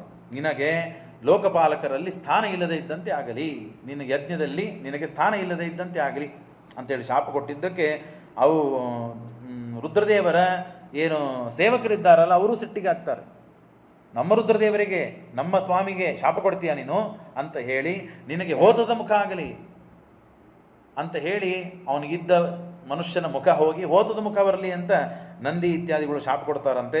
ಹೀಗೆ ಪರಸ್ಪರವಾಗಿ ವರಶಾಪಗಳು ಆಗ್ತದೆ. ಆಗ ತಸ್ಸೈವ ತತಃಶಾಪಂ ಶುತ್ವಾ ದ್ವಿಜಯಾಯ ಮೃಗಃ ಪಾಖಂಡಿನಃ, ನೀವೆಲ್ಲ ರುದ್ರದೇವರ ಪಾಖಂಡಿಗಳಾಗಲಿ ಅಂತ ಇವರು ಶಾಪ ಕೊಡ್ತಾರೆ ಪರಸ್ಪರವಾಗಿ. ಹೀಗೆ ಶಾಪವಾಗಿ ಹೇಳ್ತಾನೆ, ಇವನು ನನ್ನ ಮಗಳು ಬಹಳ ಮೃಗಾಕ್ಷಿ, ಬಹಳ ಸುಂದರಿ ಆಗಿದ್ದರೂ ಕೂಡ ರುದ್ರದೇವರು ಬ್ರಹ್ಮದೇವರು ಹೇಳಿದ್ದಕ್ಕಾಗಿ ನಾನು ರುದ್ರದೇವರಿಗೆ ಕೊಟ್ಟು ಮದುವೆ ಮಾಡಿದೆ, ಇಷ್ಟೆಲ್ಲ ಅಪಚಾರ ಅವಮಾನ ಮಾಡ್ತಾನಂತ ನಾನು ತಿಳ್ಕೊಂಡಿದ್ದಿಲ್ಲ ಅಂತ ಹೇಳಿ ತಾನು ಪರಸ್ಪರ ಒಯ್ತಾನೆ. ಆಯಿತು ಅಂತ ಹೇಳಿ ತಮ್ಮ ಮನೆಗೆ ತಾವು ಅವತ್ತಿನ ದಿವಸ ಎಲ್ಲ ಹೋಗ್ತಾರೆ. ಮತ್ತೊಮ್ಮೆ ದಕ್ಷ ಪ್ರಜಾಪತಿಗೆ ಬ್ರಹ್ಮದೇವರು ಮತ್ತೊಂದು ಸ್ಥಾನವನ್ನು ಕೊಡ್ತಾರೆ. ಈಗಿದ್ದ ಸ್ಥಾನಕ್ಕಿಂತಲೂ ಹೆಚ್ಚಿನ ಸ್ಥಾನವನ್ನು ಕೊಡ್ತಾನೆ. ಮೊದಲೇ ಅಹಂಕಾರ, ದೊಡ್ಡವರು ಗುರುಗಳು ಸಣ್ಣವರು ಅಂತ ಅನ್ನೋದು ವಿವೇಕ ಇಲ್ಲದೇನೆ ಆ ಸ್ಥಾನಕ್ಕೆ ಇನ್ನು ಹೆಚ್ಚು ವಾಜಪೇಯಿ ಯಾಗ ಅಂತ ಮಾಡ್ತಿರ್ತಾರೆ. ಆ ವಾಜಪೇಯಿ ಯಾಗದಲ್ಲಿ ಆಯಿತು ಬೃಹಸ್ಪತಿ ಸಮನ ಅಂತ ಯಾಗ. ಆ ಯಾಗದಲ್ಲಿ ಎಲ್ಲರಿಗೆ ಆಮಂತ್ರಣ ಕೊಟ್ಟಿದ್ದಾರೆ. ಇವನೇ ಶಾಪ ಕೊಟ್ಟಿದ್ದಾನೆ, ರುದ್ರ ಯಜ್ಞದಲ್ಲಿ ನಿನಗೆ ಸ್ಥಾನ ಇಲ್ಲ, ಇರೋದಿಲ್ಲ, ಇದು ಶಾಪ. ಆಗ ವಿಮಾನ ಮಾರ್ಗದಿಂದ ಎಲ್ಲ ದೇವತೆಗಳು ಮತ್ತು ಈ ದಕ್ಷ ಪ್ರಜಾಪತಿ ಮತ್ತು ಯಜ್ಞಕ್ಕೆ ಆಮಂತ್ರಣ ಕೊಟ್ಟಿದ್ದಕ್ಕೆ ಎಲ್ಲರೂ ಬರ್ತಾ ಇರ್ತಾರೆ. ಎಲ್ಲರೂ ಕೈಲಾಸದ ಮಾರ್ಗದಿಂದಲೇ ಬರ್ತಾ ಇರ್ತಾರೆ. ಆಗ ಯಾರೋ ಒಬ್ಬರು ಕೇಳಿದ್ರು, ಹೀಗೆ ಎಲ್ಲ ವಿಮಾನಗಳು ಹೊರಟಿವೆ, ರಥಗಳು ಹೊರಟಿವೆ, ಎಲ್ಲಿ ಹೊರಟಿದ್ದಾರೆ ಅಂತ ಕೇಳಬೇಕು ಅಂತಂದೊಳಗೆ ಕೇಳಿದರು. ಇಲ್ಲ, ನಿಮ್ಮ ತಂದೆ ಕರೆದಿದ್ದಾನೆ, ನಿನಗೆ ಆಮಂತ್ರಣ ಇಲ್ಲೇನು? ಇಲ್ಲ ಅಂತ ಅನ್ನಲಿಲ್ಲ, ಏನೂ ಉತ್ತರನೂ ಕೊಡಲಿಲ್ಲ. ಸುಮ್ಮನೆ ಒಳಗೆ ಬಂದಾಗ ಹೇಳ್ತಾಳೆ ರುದ್ರದೇವರಿಗೆ, ನೋಡ್ರಿ ನಮ್ಮ ತಂದೆ ನಿಮ್ಮ ಮಾವ ಹೀಗೆ ಕಾರ್ಯಕ್ರಮ ಮಾಡ್ತಾ ಇದ್ದಾರೆ, ನಮಗೆ ಆಮಂತ್ರಣನೇ ಕೊಟ್ಟಿಲ್ಲ ಅಂತಂದಾಗ, ಆಮಂತ್ರಣ ಯಾಕೆ ಕೊಡಬೇಕು? ಅವರು ನಮ್ಮವ್ರು ಅಂತ ಬಿಟ್ಟಿರ್ತಾರೆ, ಮರ್ತಿರ್ತಾರೆ, ಭಾಳ ಮಂದಿ ಹೇಳಬೇಕು, ಉಳಿದವರಿಗೆಲ್ಲ ಹೇಳಿ ನಮ್ಮವ್ರಿಗೆ ಹೇಳೋಣ ಅಂತ ಬಿಟ್ಟಿರ್ತಾರೆ, ಮರ್ತಿರ್ತಾರೆ ಅಂತಂದಾಗ ಹಾಗಾಗಿ ಹೋಗೋಣ ನಡ್ರಿ ಅಂತಂದಾಗ ರುದ್ರದೇವರು ಹೇಳಿದರು, ಅಲ್ಲಿ ಹೋಗೋದು ಬೇಡ, ನಮಗೆ ಘೋರ ಅನರ್ಥ ಕಾಯ್ದಿದೆ, ಹೋಗೋದು ಬೇಡ. ಆದಾಗ ತಾನು ಒಂದು ನಿರ್ಣಯ ಕೊಡ್ತಾಳೆ. ತಂದೆ ಮನೆಗೆ ಹೋಗಬೇಕಾದಾಗ, ಶಿಷ್ಯ ಗುರುವಿನ ಮನೆಗೆ ಹೋಗಬೇಕಾದಾಗ, ಹೆಂಡತಿ ತವ್ರ ಮನೆಗೆ ಅಂತ ಹೋಗಿರ್ತಾಳೆ, ಗಂಡನ ಮನೆಗೆ ಬರಲಿಕ್ಕೆ ಆಮಂತ್ರಣ ಬೇಕೇನು? ಫೋನ್ ಮಾಡಿ ಬಾ ಅಂತ ಕರೆದ್ಮೇಲೆ ಹೆಂಡತಿ ಬರೋಳೆ. ಶಿಷ್ಯ ಗುರುವಿನ ಮನೆಗೆ ಹೋಗ್ಲಿಕ್ಕೆ ಆಮಂತ್ರಣ ಬೇಕೇನು? ನನಗೆ ಕರೆದೇ ಇಲ್ಲ ಆಚಾರ್ಯರು, ನಮ್ಮ ಗುರುಗಳು ಕರೆದೇ ಇಲ್ಲ, ಹೋಗೋಣ ಆಗಲ್ಲ ಅನ್ಬಾರ್ದಂತ. ಶಿಷ್ಯ ಯಾವಾಗಾದರೂ ಹೋಗ್ಬೋದು, ತಂದೆಯ ಮನೆಗೆ ಮಗಳು ಹೋಗಲಿಕ್ಕೆ ಆಮಂತ್ರಣ ಬೇಕಾಗಿಲ್ಲ. ಹಾಗಾಗಿ ಕಥಂ ಸುತಾಯ ಪೃಥುಗೇಹ ಕೌತುಕಂ ನಿಶಮ್ಯ ದೇಹ ಸುರವರ್ಯ ಹೆಂಗನೆ ಅನಾಹುತ ಅಪ್ಯಭಿವಂತಿ ಸೌರಧಂ. ಕರೆದೇ ಇಲ್ಲ ಅಂದಮೇಲೆ ಹೋಗಬಾರ್ದು ಅಂತ ನೀವು ಅಂತ ಇದ್ದೀರಿ, ಅಂದಮೇಲೆ ನಾವು ಹೋಗೋದು ಬೇಡ ಅಂತಂದರೆ ಈ ನಿರ್ಣಯ ಕೊಟ್ಟರೆ ಅದಕ್ಕೆ ರುದ್ರದೇವರು ಹೇಳ್ತಾರೆ, ಹೌದಮ್ಮ, ನೀನು ಹೇಳಿದ ನಿರ್ಣಯ, ನೀನು ಹೇಳಿದ ವಾಸ್ತವ. ಆದರೆ ಯಾವಾಗ ಶಿಷ್ಯ ಗುರುವಿನ ಮನೆಗೆ ಹೋದಾಗ ಗುರು ಪ್ರಸನ್ನ ಮುಖದಿಂದ ಅವನನ್ನು ಸ್ವಾಗತಿಸಿದಾಗ ಗುರು ಮನೆಗೆ ಹೋಗ್ಲಿಕ್ಕೆ ಅಡ್ಡಿಲ್ಲ ಶಿಷ್ಯ.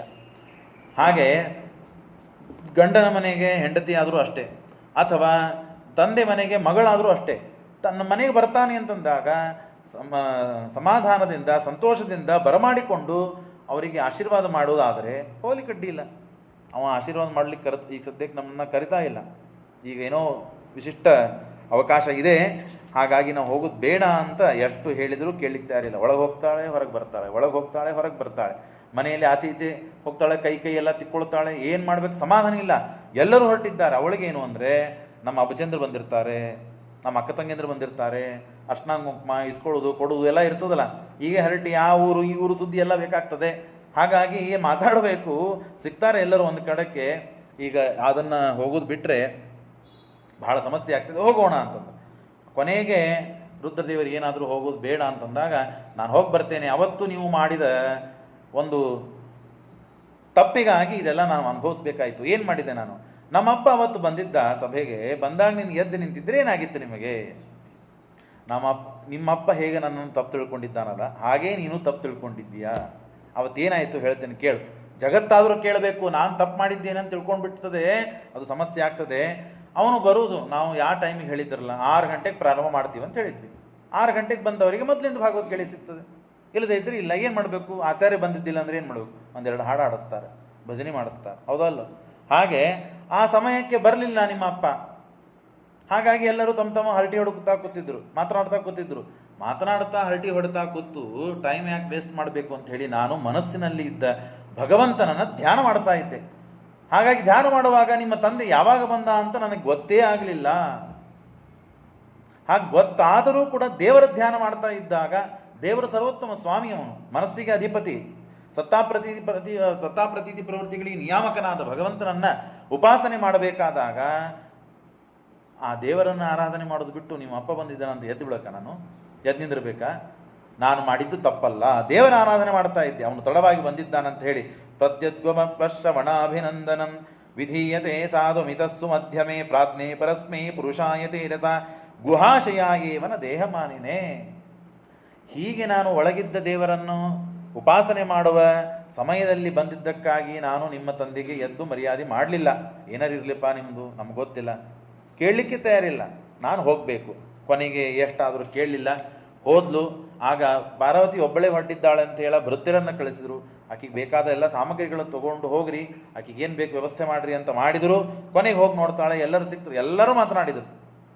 ಏನೇನಾಗಬೇಕಾಯ್ತಾಕೆ ಎದಕ್ಕೆ ಯಾವ ಉದ್ದೇಶದಿಂದ ಹೋಗಿದ್ಲೋ ಎಲ್ಲ ಉದ್ದೇಶದ ಫಲವಾಯಿತು. ತಂದೆ ಮಾತ್ರ ಮಾತನಾಡಲಿಲ್ಲ.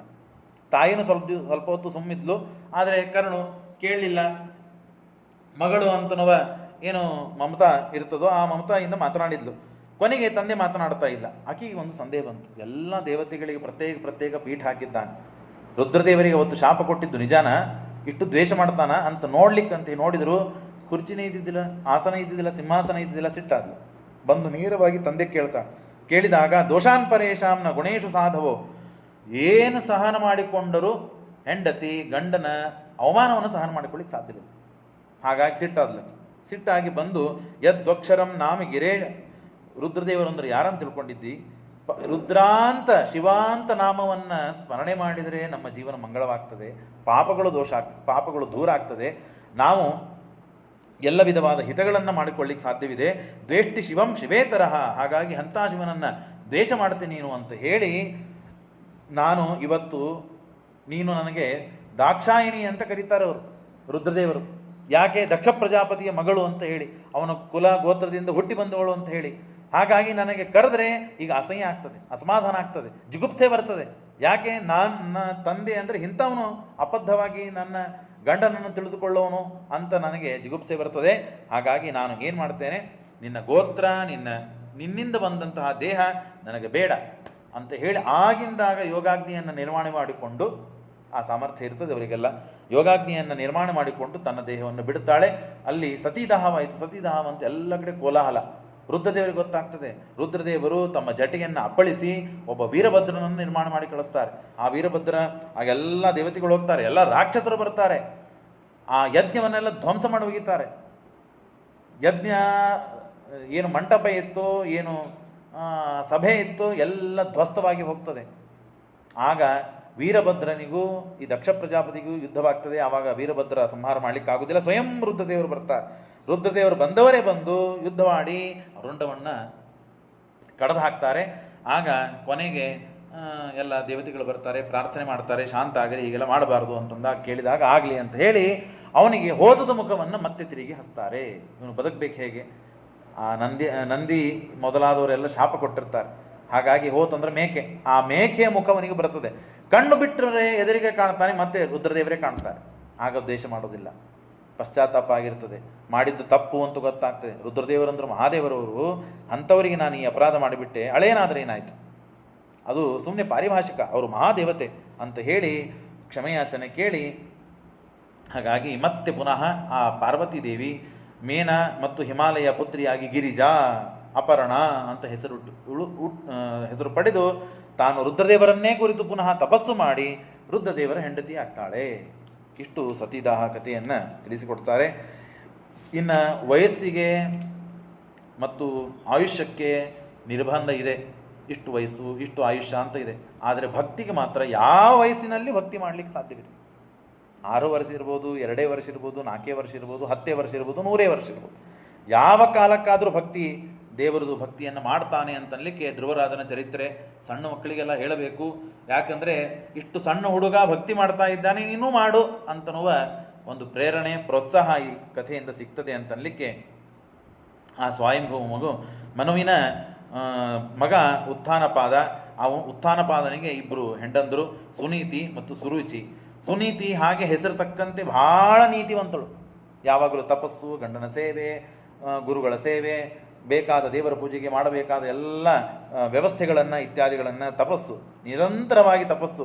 ಗಂಡನ ಮನೆ, ಆ ರಾಜ್ಯ ಇದನ್ನೆಲ್ಲ ಬಿಟ್ಟು ಒಂದು ಗುಡಿಸಲು ಮಾಡಿಕೊಂಡು ತಾನು ಕಾಡಿನಲ್ಲಿ ತಪಸ್ಸು ಮಾಡ್ತಾ ಇದ್ದಾಳೆ. ಇಷ್ಟೆಲ್ಲ ಬಹಳ ಒಳ್ಳೆಯವಳು. ಸುರುಚಿ ಮಾತ್ರ ಸ್ವಲ್ಪ ಅಹಂಕಾರ ಇದ್ದವಳು. ಅವನ ಮಗ, ಸುರುಚಿಯ ಮಗ ಉತ್ತಮ, ಸುನೀತಿಯ ಮಗ ಧ್ರುವ. ಒಂದು ದಿವಸ ತಂದೆ ಸಿಂಹಾಸನದ ಮೇಲೆ ಕೂತಿದ್ದಾನೆ. ಉತ್ತಮ ಹೋಗಿ ತೊಡೆ ಮೇಲೆ ಕೂತಿದ್ದಕ್ಕೆ ನಾನು ಹೋಗಿ ಕೊಡಬೇಕು, ನನ್ನ ತಮ್ಮ ಕೂತಿದ್ದಾನೆ ಅಂತ ಹೇಳಿ ಅವನು ಧ್ರುವ ಬಂದು ಕೂತ.